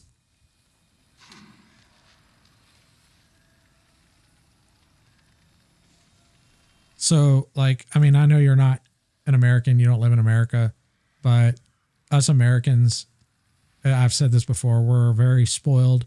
We're very spoiled, pampered, and entitled, fortunate. And we live in this fantasy world where we can just order shit and buy shit most of the time. And I don't know if you've ever seen the movie Fight Club. It's a fantastic film. It's one of my favorite films of all time. And they talk a lot about consumerism. There's a, kind of a hidden message behind the whole film. There's a lot of hidden messages in that film. Well, hidden might not be the right word. I mean, they're pretty overtly, how should I say? Yeah, they're pretty overt. I mean, depending on your perspective of it. But it talks about a lot about consumerism. And there's one of the sayings in the film is, the things you own end up owning you. And it's kind of true. Like, I had this uncle, he bought a house, he bought a boat, he has all this shit. And he spends all this money.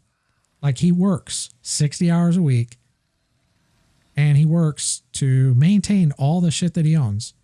And he never really gets to use it.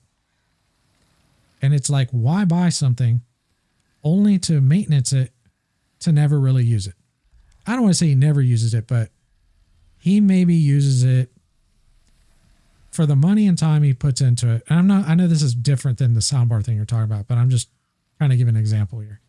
He maybe gets, 5% usage out of the thing that he bought versus all the time and money. It's almost like it's a hobby. It's almost like, and he's not the only one. A lot of Americans are this way. They'll buy shit. I used to be this way, but I changed my spending habits. I changed the way I still spend money on shit I probably shouldn't, but I think a lot more about the things that I buy and try to appreciate the things that I have. Now, granted, I know like I've upgraded that sounds contradicting when I've upgraded my gaming CPU like 3 or 4 times in the last 2 years, but all those upgrades most of them were free, where I could flip or whatever, like my old one and get a new one. One of them wasn't, I think it was one of the first ones or whatever, and that's also much cheaper than like a $60,000 or $90,000 boat that I'm not going to use. But the reason I brought up the whole American thing is because in America, like we're just so used to just getting things. Oh shit. Had the wrong weapon equipped. And I still have the wrong weapon equipped. Oh, no. Oh, he fucking stealths. Yeah, I couldn't see which weapon I had, but I think I did have the wrong weapon equipped. I think I had my wand equipped. Yeah, because I was like swinging my wand at him. Yeah. If you haven't seen Fight Club, I strongly recommend you watch it. It is a movie that you can watch, and I don't want to presume what your perspective will be on it and what you'll be able to get from it, but I'd be very hard pressed to believe that you'll catch everything the first time you watch it. It is a film that, I don't know if you've ever had this experience. Well, you will watch it, and provided you enjoy it, and then maybe watch it another 2 years later, and you'll see even more that you missed the first time. It's kind of like Pulp Fiction. I don't know if you've ever seen Pulp Fiction. I hated Pulp Fiction the first time I saw it. I didn't like it at all. But I was also very young. I think I was like 17, maybe 18 when it came out. And I didn't hate it, but I just didn't like it. Yeah. But then I watched Pulp Fiction again a few years later, and I had a completely different perspective on it. And I started, and I didn't really understand filmmaking that well. Then I went to college. And then, part of my college education for art school was we had to take some film classes. And obviously we studied Tarantino and a few other filmmakers like Hitchcock and a bunch of other filmmakers. And then I started to kind of understand a little bit more of what was really going on. And then, obviously watching it again. And then I started getting more from it. Now it's one of my favorite films of all time. For me, it's more common with music, oddly enough. Oh, yeah, it doesn't have to be just with movies or music. It could be with anything, But yeah, music is a big one. Music for me is, well, I'm a Gen Xer, and I primarily am going to listen to music that is probably from generally 70s, 80s, 90s, and maybe early 2000s, but there's not really going to be any newer musicians that I'll probably listen to. And that's because it's a generational thing. There are some newer generation artists that have come out that have put out some good music that I'll listen to and like, yeah, this is good. And I'm not saying next generation has crap music. That's not what I'm saying. It's a different generation. So it's just like, I don't want to seem like I'm talking down, but when you get older, you'll know what I mean. If you even remember this conversation. Okay. I see what you're saying. More pronounced. Yeah. Like, I'll give you an example. So there's this artist by the name of Post Malone. Now, I don't know him. Yeah. Like, he seems like a really cool dude. I've seen his interviews. He's very lax or whatever. But I tried listening to his music. It's just not for me. Does that mean he's a terrible artist? No. It's just not for me. But he's also, I think he's a millennial, or maybe he's a Gen Z. I don't know. But, there's a very different generational gap there. But the difference in the attitude that I like to take is I don't like to have the same attitude that I received when I was young, because when I was young and I was listening to Metallica and Tool and Alice in Chains and, metal and grunge metal, even some rap and some, Rage Against the Machine, all my adult peers, people that were like where I'm at now, my age, were always putting my music down and putting our generation down. And that was a terrible thing to do. And I didn't like, how they talked about the music I enjoyed or about my generation the way they did. Not that all boomers were doing that, but a lot of them did. Not really sure why. And I remember one time, I kind of going off on. Yeah, I don't dislike Iron Maiden, but I never got into Iron Maiden. I've listened to it, and there are a few songs I like, but it wasn't a band that I listened to that much. But there are a few songs of theirs I did like. Just like Motorhead. I know who Motorhead is. I know who Lenny is. He's a really cool dude. I just never got into, their music. His music never really did it for me. The Beatles. I don't care for the Beatles. I don't hate the Beatles. I don't think they have terrible music. It's just not for me. But I love Led Zeppelin. I love Pink Floyd. I love Rush. I love Journey. I love Queen. You know, Def Leppard, Van Halen. I think I already said Van Halen. We can say it twice first. Van Hagar, because I like Van Hagar too. But if there's an artist that I don't get into, I'm not going to say, oh, that's crap, or that's crap music or whatever. You know, because that's not fair. You know, and there have been artists that I didn't like and eventually grew to like later. So there's this artist that I kind of heard about but never gave a fair day in court. Her name is Amy Winehouse. Now, I never listened to jazz. It's just never been a thing I've really listened to. And the reason why I bring her up is when Metallica put out one of their last albums, which was Hardwired to Self-Destruct, James Hetfield was talking about there's a song on the album called Moth into the Flame. And first off, that whole album is fucking amazing.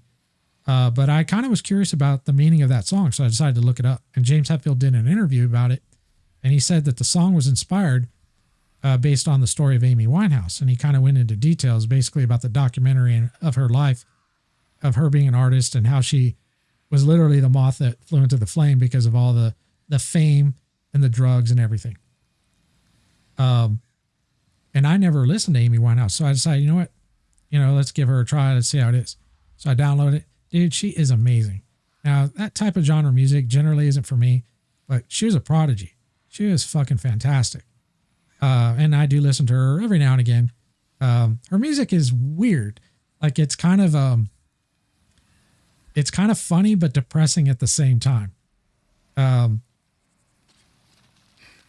It's hard for me to put into context, what I mean. Oh, but she's really good. Especially for being so young. Like her voice was amazing, and her lyrics, like she wrote her own songs. She was a prodigy. She was really fucking good. It's just very sad that, her life ended so, what I would consider prematurely.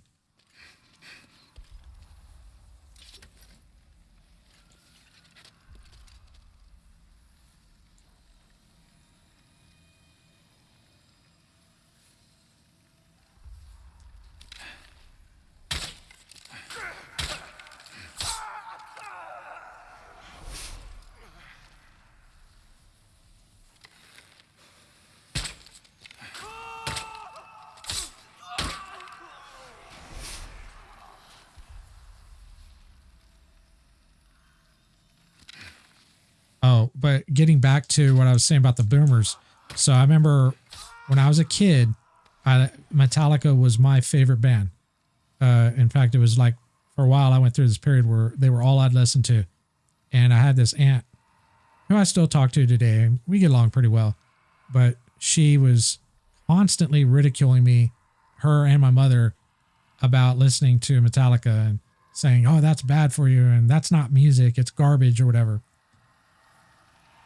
And then she's all, why can't you just listen to something like, Led Zeppelin or some of the other bands I mentioned. And at the time I wasn't listening to any of those bands. Cause I kind of knew who they were, but I wasn't really listening to them. And it's funny now because now Metallica is huge. And I would argue, I don't want to compare them to Led Zeppelin. Obviously that's apples and oranges. But they're so big now that they have made their mark where they're just as big as Led Zeppelin was. If you know what I mean. I mean, they're even in the Rock and Roll Hall of Fame. And what's really cool is they were able to buy all their music back from all the music labels, which is really rare because a lot of musicians, they don't get to own their own music because I don't want to say they sell out, but in order for them to make their music and get it produced and all that, they have to sell the rights off to these record labels. That's another reason why, I don't know if you're aware of what's going on right now with the DMCA and Twitch. Part of the reason why that's getting all crazy and out of control is because it's not because of the artists. It's because the record labels, because they're pissed off that they're not making the money they used to make. Because back in my day, when I was growing up as a kid, they were making a killing because they were selling CDs, cassettes. They even were still selling. Oh, hey, what's up, man? Get blown, brother. How's it going? And they also were selling, t-shirts and concerts. So they were making a killing off of all that stuff. But they're not able to make that money anymore because the world has changed with digital. A lot less people are going to concerts now. I mean, like concerts, I don't want to say they don't happen, but there's concerts have drastically reduced compared to when I was growing up as a kid. Like I've been to probably over 1,000 shows easily. And if I was a kid in this generation today, I'd be lucky to go to 100 shows just because it's just not as common anymore. And then of course, with people not actually buying albums, they're just going download it. So the DMCA, the DMCA is the law. It's the music labels that use the DMCA to go after people that are, using the music or whatever to play. Now, like I'm actually running VODs and clips right now with these, the Demon Souls playthrough because I'm not doing any music, but later on there'll be probably another game where I will play music and I'll just turn off the VODs. And that's kind of my workaround to get around the DMCA. I could still get hit with it if they decide to start doing live DMCA, which is possible. It's going to cost them more. Oh yeah. In fact, the artists, more often than not would be flattered, grateful, and it's advertisement for them. But the music labels, they don't see that. Yeah. The difference between Twitch and YouTube is, and this is why I may go back to YouTube streaming, only if it becomes a problem on Twitch, is on YouTube, I could play music on my live stream, gaming or whatnot, and my stream will still play. But once my stream is done, it'll get pulled, for copyright. It'll get blocked because of the music that was played on the stream. But I wouldn't give a shit about that because I will edit it out in the recording and re-upload a high definition, a much better version anyways, without the music. And that particular stream, if it doesn't get blocked, all the revenue from the ads will go to the record labels, which hopefully goes to some of the artists as well. But Twitch doesn't have a system like that. So because they cannot get revenue to the artists, the DMCA comes in and basically wants to take down all the streamers. Twitch would have to overhaul their entire system in order to get something like that to work. And I don't think it would work because they purge all their videos. Even if you're partnered, all the videos will be purged after 60 days. So you could have clips, but that's not really, that's not the same thing. YouTube is very different. And the only reason I don't want to go back to YouTube is the quality of streaming it's pretty bad. So every time, I live stream or you go watch a streamer, you'll see what is known as artifacting. So right now I'm playing at 1080p, 60 FPS. And this area is probably not artifacting much, but if I were out in a more open space and I'm moving around a lot, you'll see a little bit of artifacting. It's not that bad. I've watched mine. I can see it over here. It's actually pretty good. But if you were to go to YouTube, the artifacting, I would say doubles and sometimes triples because you're uploading to their server, which you've already transcoded, and then they're retranscoding it again. So they're trying to recompress it. Twitch doesn't do that. Whatever I feed out from my live stream is what you get to watch. And that's the reason why I prefer to stream on Twitch. If it wasn't for that, I'd be on YouTube right now. Because it's a lot less bullshit and there's a lot of other problems with Twitch that I really strongly disagree with, but it is the best picture quality for streaming. So that's why I do here. Plus there's some other features here too that I really like. And I'm hoping eventually in time, Twitch will, resolve some of the problems that a lot of us have with Twitch. I don't want to get into it because that starts going down a road of if I get reported, I could get banned. It's that touchy. Because unlike some people, what mic do I have? I am using the Shure SM7B. And I am using the Rodecaster Pro mixer. And I'm using Voice Meter for the post processing. I'm still working on this. Yeah. I'm still working on tuning this thing. I just upgraded the mixer and I was having some problems with my previous mixer and I'm still kind of working on it. I know there's still issues with it, but it is sounding much better than it was.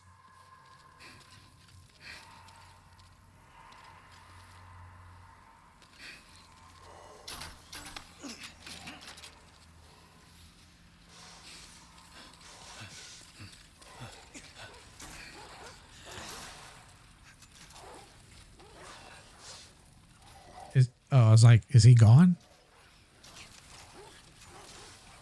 I think I could probably take him in here.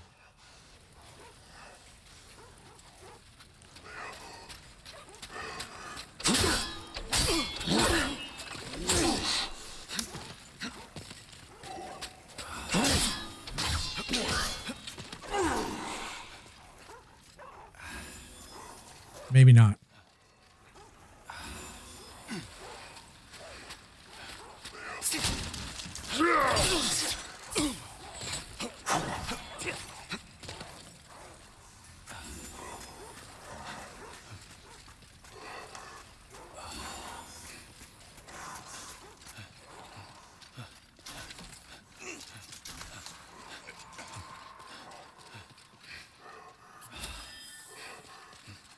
Oh shit, that was my last one.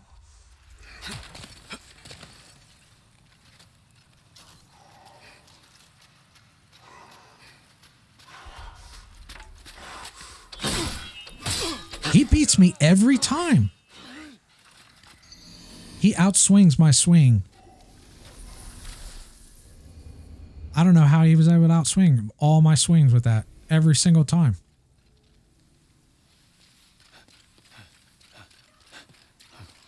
Maybe I'll try to equip the shield and parry his ass.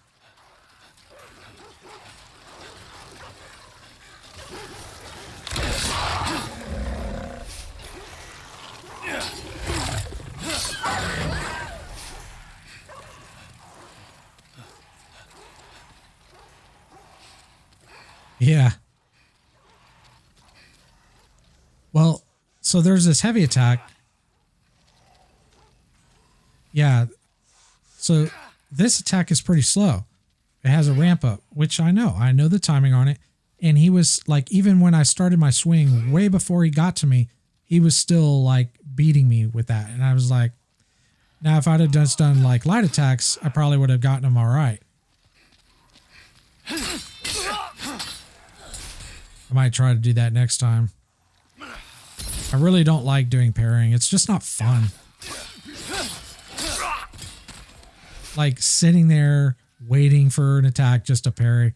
Like, I just don't like doing it. I can do it. I just don't like to do it because it just seems boring.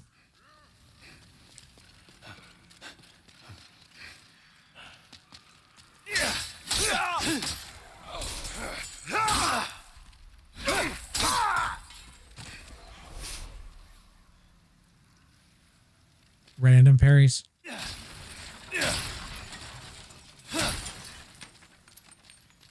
Yeah, that makes sense because you're not sitting there like waiting all the time.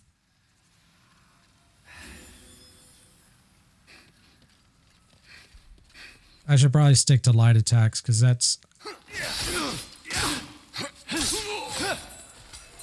it's pretty quick and less chance for dying.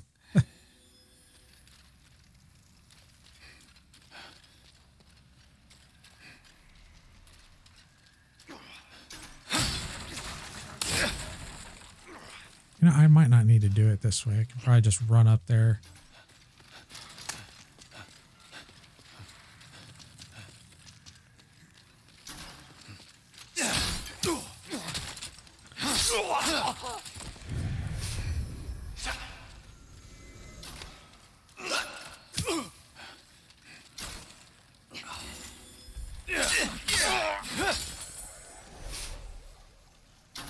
Turtling up and waiting for a parry is way less fun. Yeah, that's why I just don't bother with it. This fucker just kicked me off.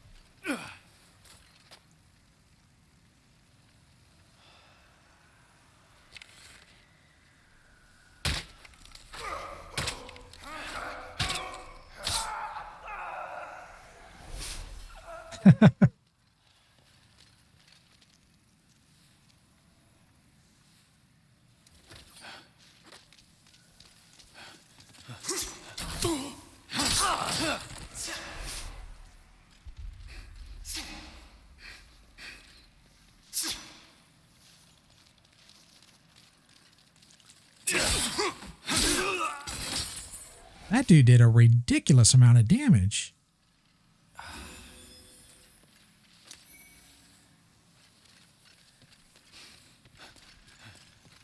right, I'm going to try to kill that dude again, bring him down here. But I'm going to try to do just light attacks this time. No heavy attacks. Unless I see a really good opening. Ah, fuck, I got it.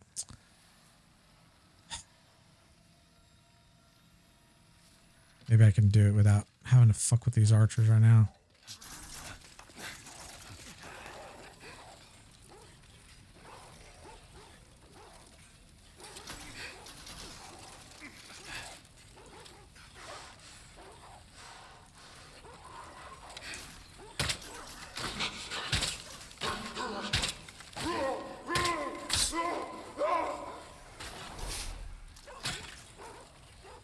Okay.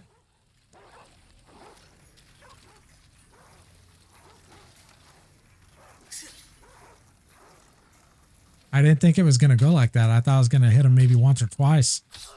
And then, I know, right? I didn't expect it to go that way. I expected it to be more, uh-oh.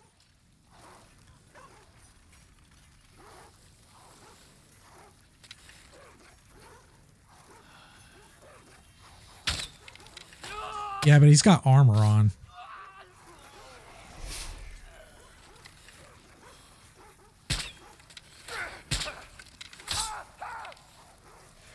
So I watched this video about maybe 6 months ago, and it was these guys testing armor penetration with arrows. And so they had created like these dummies with an armor bust chest piece, and they got a professional archer shooting at it, and it could not pierce it. It would, put some dents into it, but it actually could not pierce it. And this guy was a legit bower. Like, he was really good. It's on YouTube. I'm sure you could find it, do a search and find it. But it was really interesting because I was kind of thinking, yeah, should be able to, maybe not pierce it like all the way through, but pierce it enough to, so you probably saw it. Yeah. I think there were situations where it was able to kind of like maybe barely get into it, but it wouldn't be enough to cause serious injury. Like if it actually did pierce through it, it would be maybe like a quarter to maybe a half an inch, which is not gonna, that's nothing. You're not gonna have serious injury from that. It's gonna hurt, but it's not gonna, you'll be fine.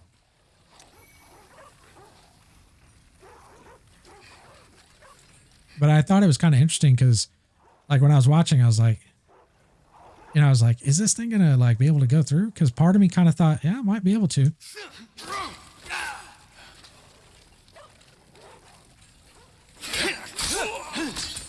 But as far as I know, when I watched, it was kind of long. It was actually a long video. I think it was like 30 or 45 minutes. But it was very scientific too. Like they calculated the square inch like pressure or the velocity of the arrow. Yeah. I love archery, but I don't really have that much knowledge about it. Just like listening, obviously, like Joe Rogan, and I did take archery in the Boy Scouts. It was fun. It was a lot of fun. I really enjoyed it.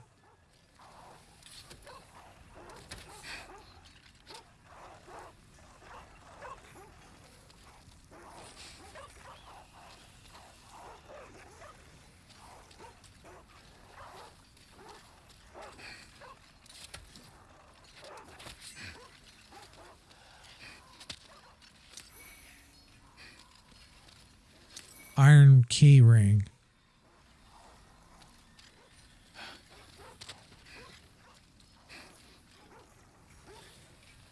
There was a door way back at the beginning that's locked, but I was never able to open it. I don't know if that has... Oh, wait, there's a door right here. Maybe it unlocks. Nope.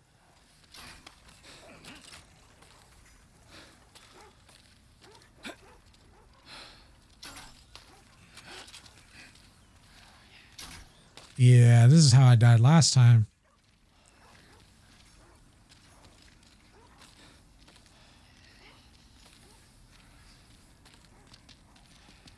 Wait, is there a way up over there? Yeah, see, you can't just jump off right here. Ah, there is. I'd rather go up that way. It looks a lot safer. And then I got stuck, like you said, the camera angle and trying to get down. Man, I gotta take a piss. So we can finish this real quick. Come on down.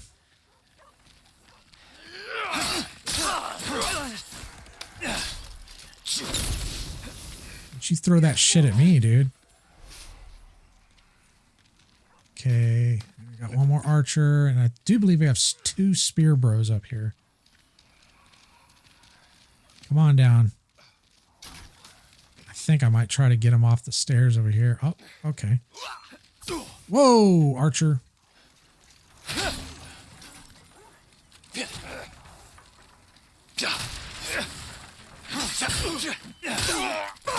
No, no! Heal. Heal.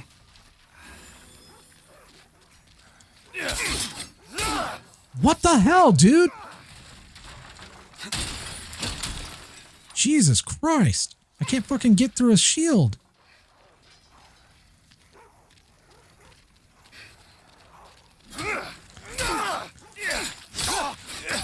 Dude, those spear bros have a lot of fucking pose, dude. Like, I was swinging at his shield. It was not breaking. Yeah, I hate spear bros. Aside from the wheeling skeletons and dogs, they're probably 3rd on my list.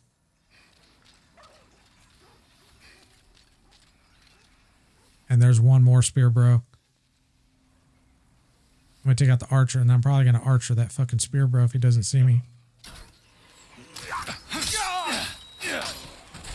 Yeah, I had to open my mouth.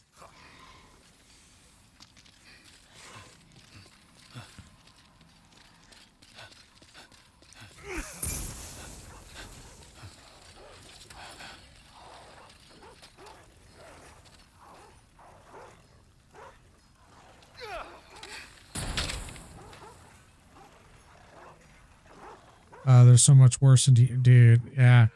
I don't even know if I want to mess with D2.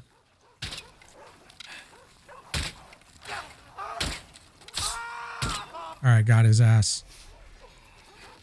I see that ball up there too. That motherfucker is very obvious. They didn't do a very good job hiding that shit. Because usually they like to try to hide shit. It's a pretty powerful bow.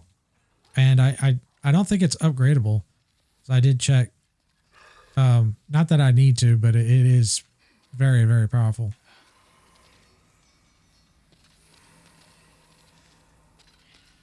Oh, you know what? I could fucking probably get this motherfucker.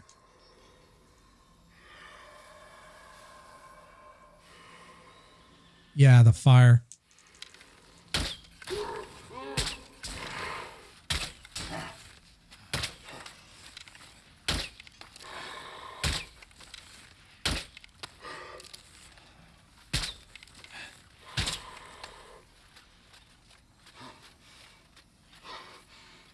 No, dude.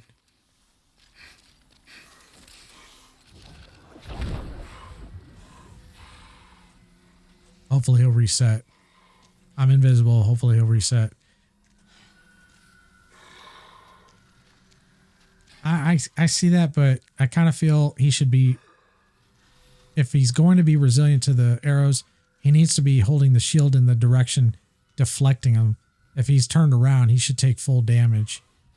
Or more damage because he is wearing armor.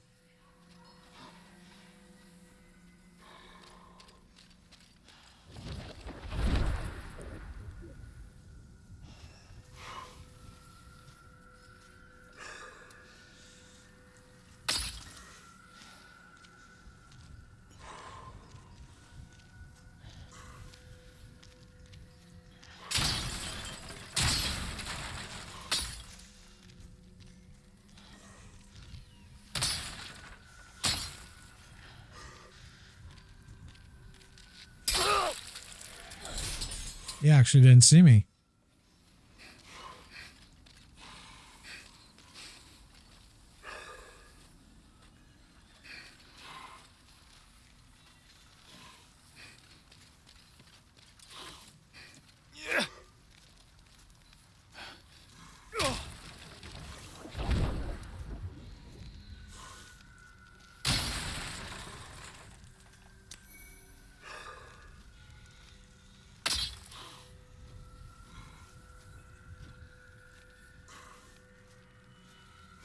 I wonder.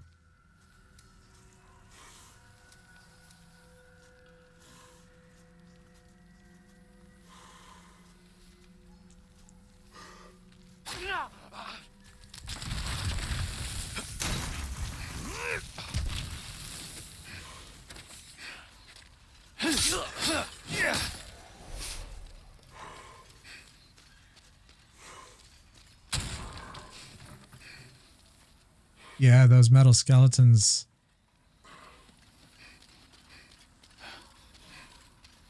Man, I really gotta take a piss.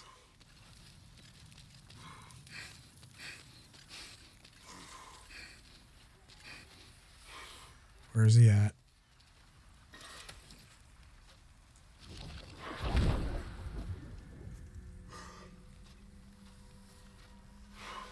I hear him.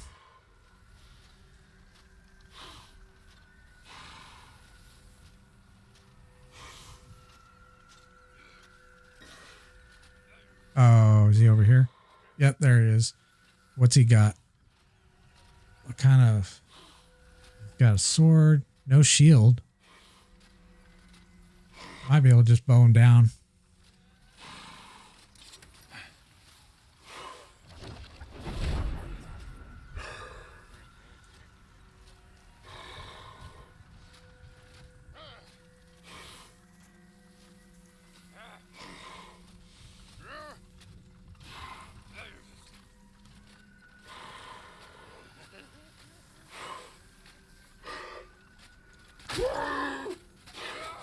Yep.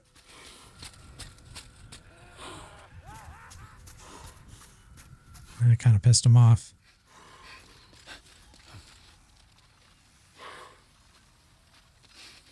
Did he reset? Yeah, he reset. Okay.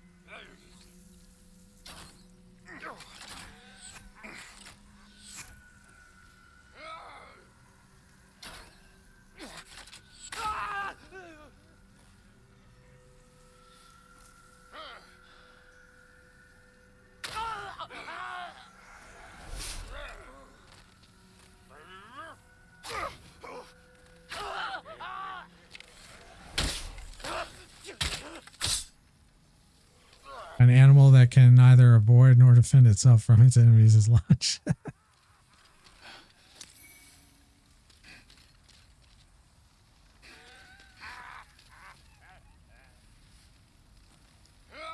I do kind of like the way they've got this set up and design. It's really cool.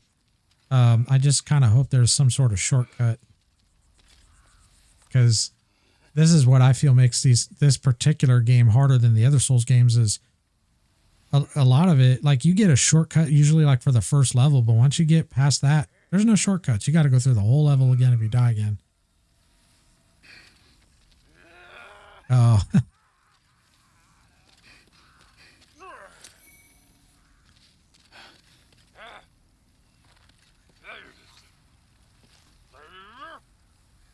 I hear him, but I don't see him.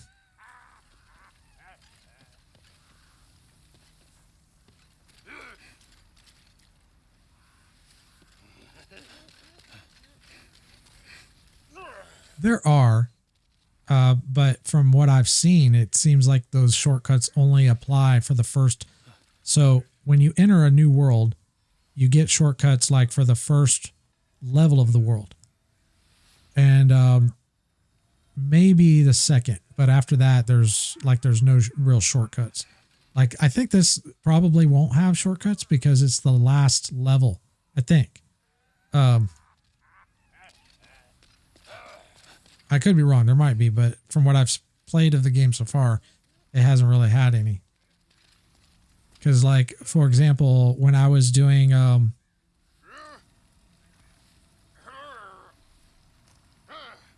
fifth world, and I fought the blind hero guy, there was no shortcut. I had to run all the way back to the boss. That was a long and it was not an easy way to get back. And you have to fight your way back.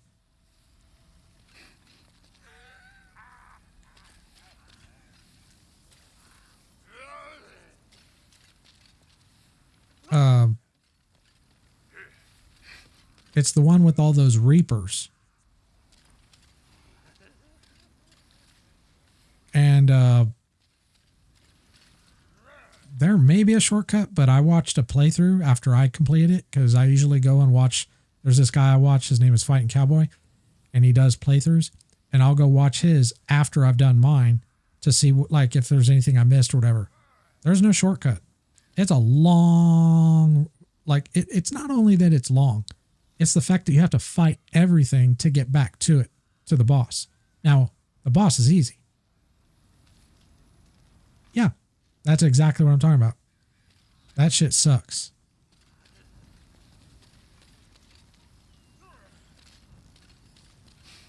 And the fight it's pretty easy, but what makes it hard, and the boss is not hard by any means, but what makes it hard is the room, because you can't see what the fuck's going on a lot of times because you're standing, if you're trying to melee them. Now, if you're casting spells or you're using your bow, then yeah, it's I wouldn't even say it's hard. It's just, it's very trivial.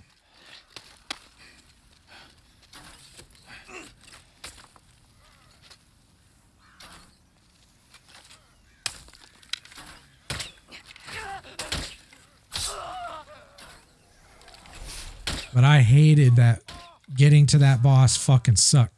I died. It took me 3 hours, like 3 hours to figure out that whole area. And there's still one part I never fully mastered.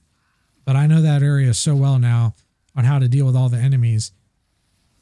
Except for like one of the last ones towards the end where you're going to get to the boss. Because there's a Reaper standing in the corner that you can't target. There's 2 enemies that he summons. And you take out the first one because you have to. It's another thing. You can't run around them because the hallways are too narrow and you can't get by them. So they block you in.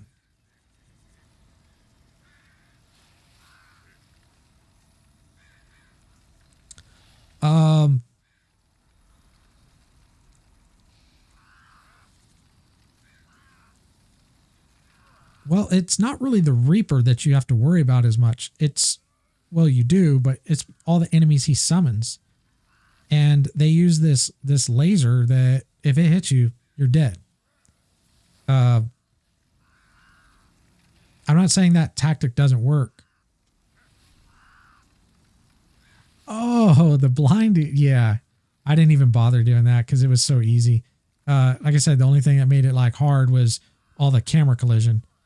I did both. I'd run up to him, melee him a little bit when I saw a good opening, and then whenever I disengage, I'd use my bow. I kind of did about half and half. I could do pure melee if I wanted to. The reason I didn't want to run back. I hated the run back. Because, even though I learned it, it just sucked to have to because you can't, it's not like the other Souls games. Other Souls games, you can skip all the enemies and just run back. And a lot of the run backs are shorter. This one's long and you have to deal with the enemies. You can't just ignore them. And if you can, then it's some, there's some probably ability or weapon or something that I'm not familiar with. That is funny though. He's blind and deaf. Look at these motherfuckers.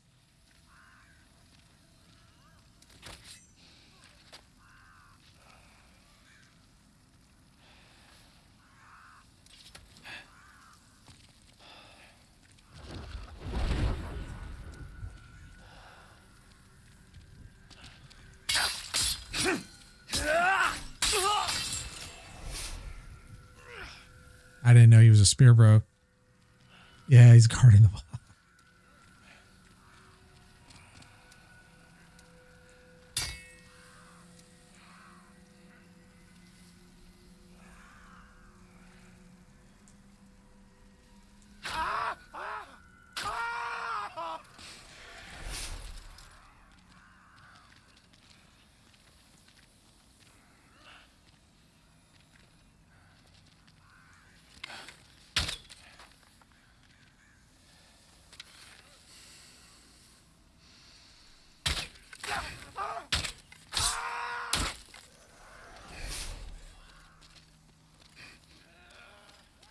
All right, I need to take a piss, so let me fucking find a safe spot to fucking park. Been holding this shit forever.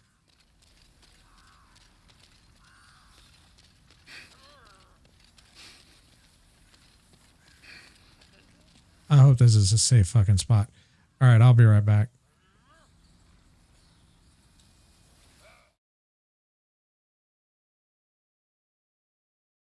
All right, I am back. Man. Did we even go this way?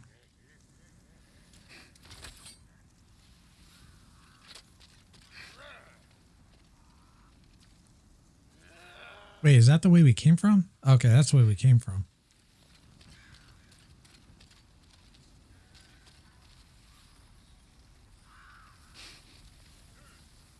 You know what? I'm going to take a look around. Okay, I'm going to take out that motherfucker.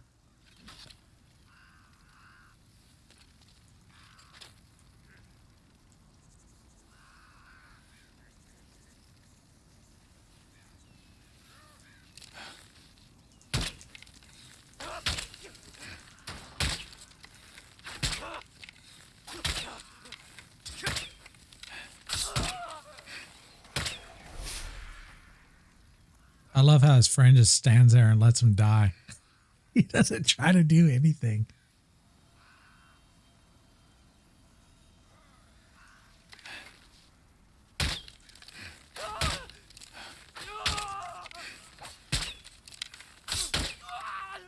I hate spear bros.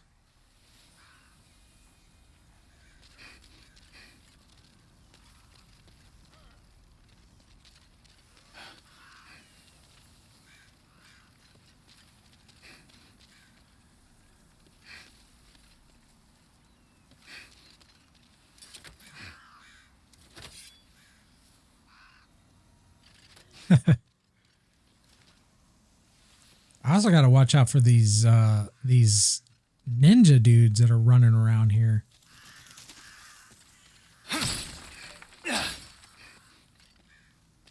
Because they're like stealthing around and shit, and they do a lot of damage sometimes if they catch you. Yeah, will fuck you up.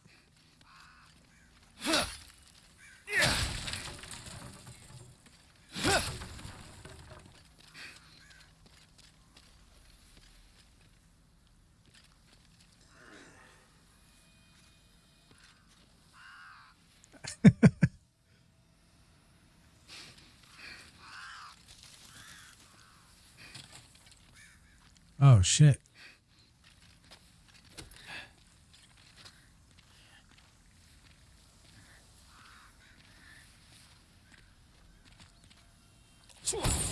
Whoa.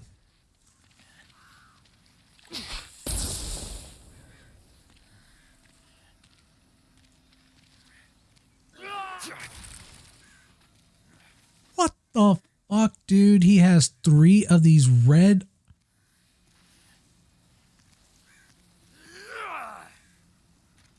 Three. He needs...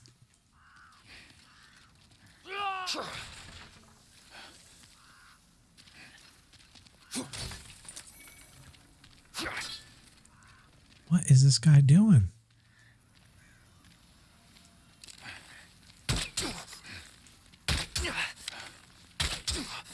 All right, fuck off.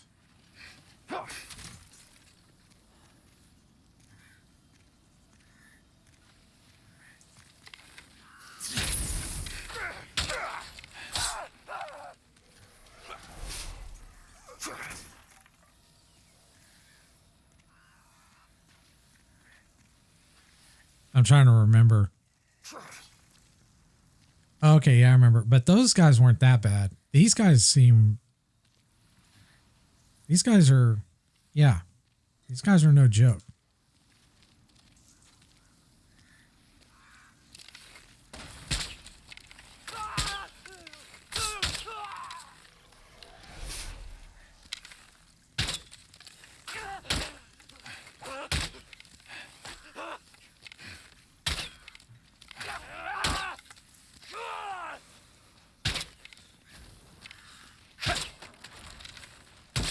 Man, don't fuck.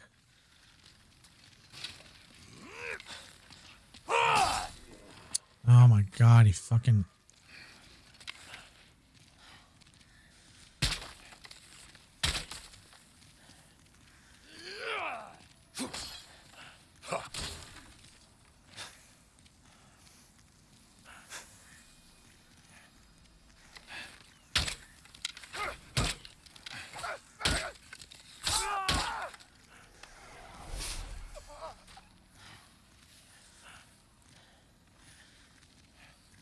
Oh, really?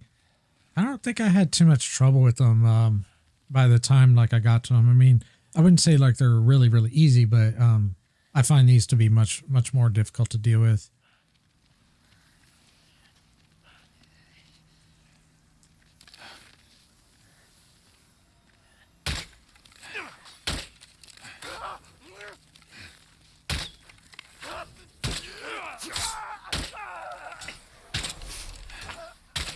Fucking wasting arrows on this asshole.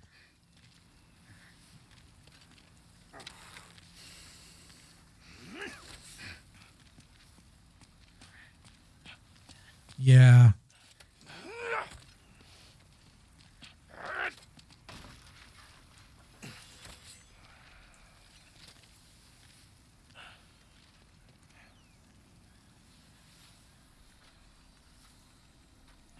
I'm wondering...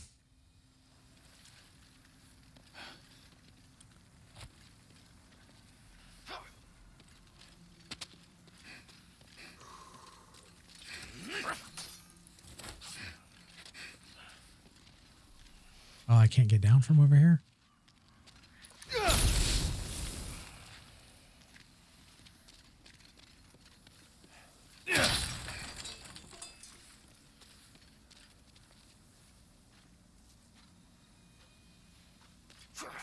Yeah. Like I said the other night, dude, in my opinion, this game is the most, as far as visual fidelity, graphics, it is, I have yet to play a game that has come close to this. This is on another level, dude. Because I don't want to sound disrespectful to you, Draug, or anything like that. You know, this might sound bad, but I think you'll probably know what I mean. The visuals that you're seeing on stream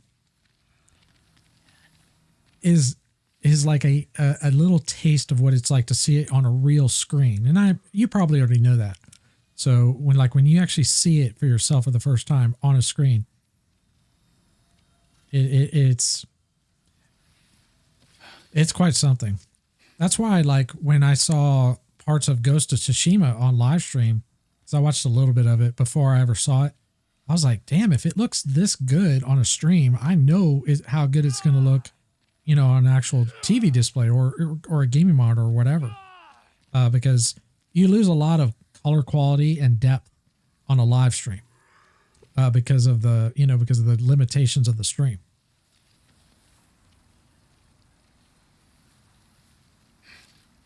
Of course, you've probably seen like the 4K video trailers.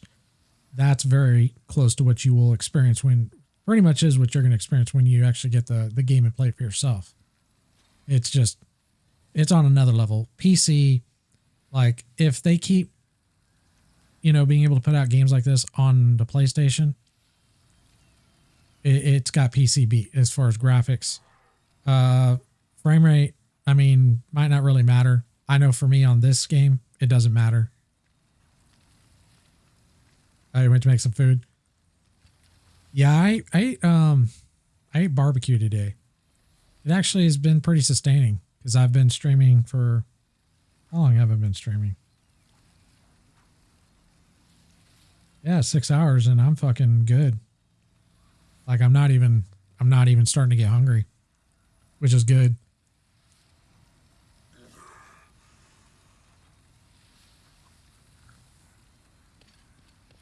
I'm going to try to take out that other guy since he's not looking now.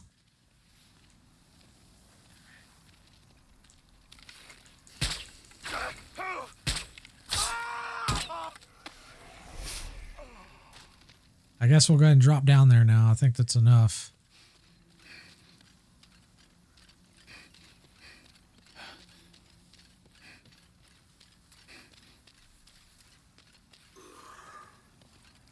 Like the TV I had before this TV was a regular, like LED TV that it claimed it had HDR, but it wasn't HDR. I found that out later. But the one that I have now, which is an OLED and HDR, this shit is ridiculous. It still put most of this one up to architectural design, graphics only highlight, and the designs. Yeah. I don't have everything memorized from when I took architectural history in college, but it was one of my favorite. Well, I took more than one. I took 3, and it was probably some of my favorite classes that I took in college because I love architecture, more specifically older architecture. Not that I don't like modern day architecture. It definitely has its place, and if it looks. Like the futuristic cities, like what we'll see like in Cyberpunk, looks cool. But I gravitate more towards the older architecture. I think the period that I enjoyed the most, if I remember correct, was the Baroque period. Because the Baroque period pretty much took from all the other periods and it brought it all together into one period. So you had your High Gothic, your Low Gothic, your Renaissance. Yes. And there's more character to it. It's not just about function, it's about form. Like Da Vinci says, form follows function. Are you familiar with Brunelleschi? He's an Italian architect. He was the one that came up with the dome for, yeah. That's what I miss so much about Europe, and being here in America, I don't want to say we don't have good architecture here. We have some. But Europe has, I say Europe like, just kind of a blanket statement, but all over Europe, there's just so much amazing architecture. I don't even know if I have a favorite, because I enjoyed the architecture of Italy, but I enjoyed, I think Germany. I really enjoyed a lot of the German castles. In fact, that movie that I recommended to you, I looked up that castle. I was thinking maybe that was one of the castles I visited, but it wasn't. It was actually close to one of the castles, but it wasn't one of the ones I visited. When I was in Romania, I visited some palaces that were amazing. And then, of course, Gothic cathedrals. I fucking love Gothic cathedrals.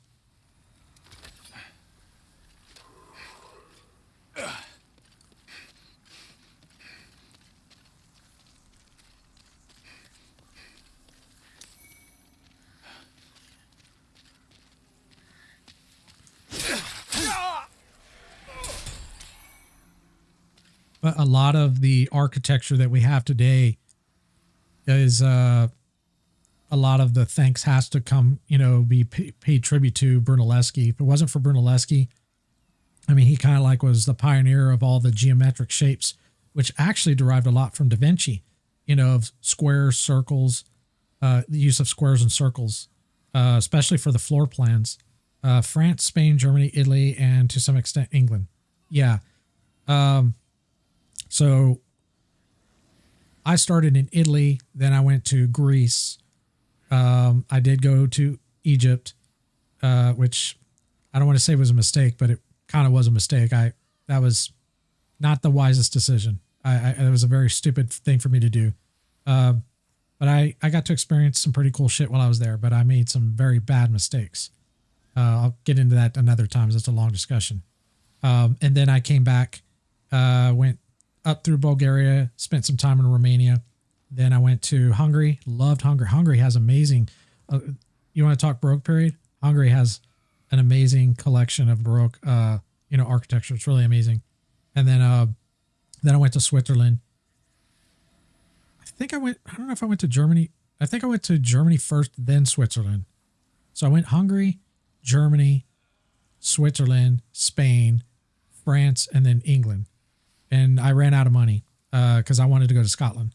But I still had some money, but I really needed to kind of wrap things up. And I was exhausted. Try backpacking for 3.5 months. It's exhausting. And I was not in the best of shape. I was like 230 pounds. I was like 50 pounds more than what I am now. And I would have thought I'd have lost weight because all I did was walk. I had one backpack and I didn't lose any weight. Probably because I was eating all the good food there. I don't know.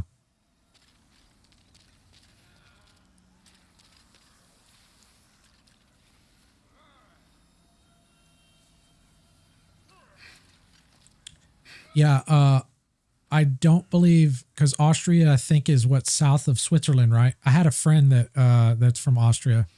He was a buddy I met in college.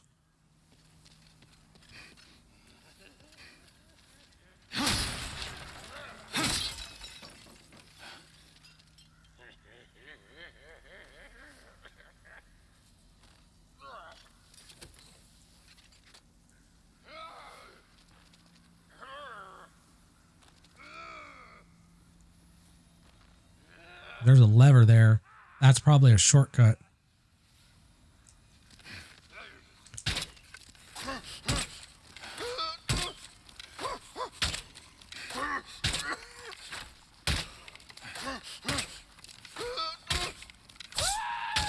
All right, I got his ass. I hope that's a shortcut.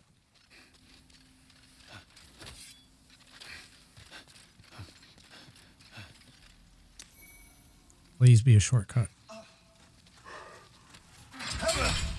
Help! Soul-starved fiends are after me.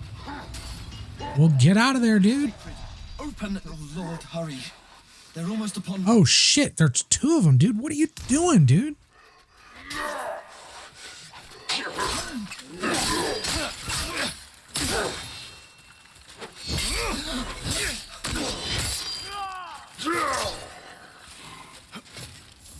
Did they just heal?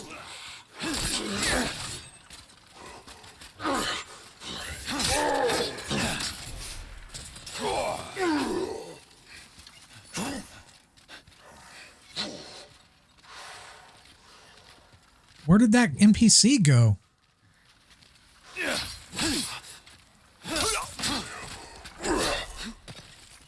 The one that... Did he die?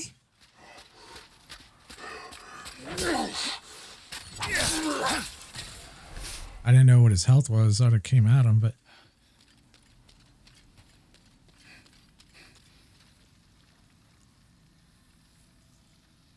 I backstabbed him?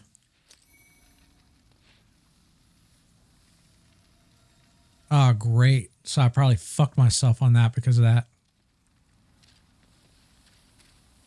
Oh, he's fine? Okay, cool. All right, let's see where this goes.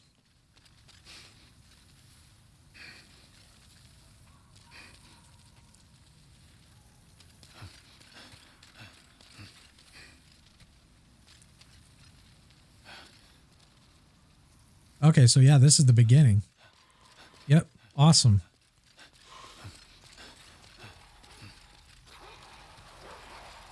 This is the one time where I fucked myself in a good way because I opened my mouth bitching that there's no shortcuts, and look, I did like reverse psychology on the game. Maybe I should do that more often. Hey, I'll take anything. After what I went through last night with that other bullshit, this works. This is good.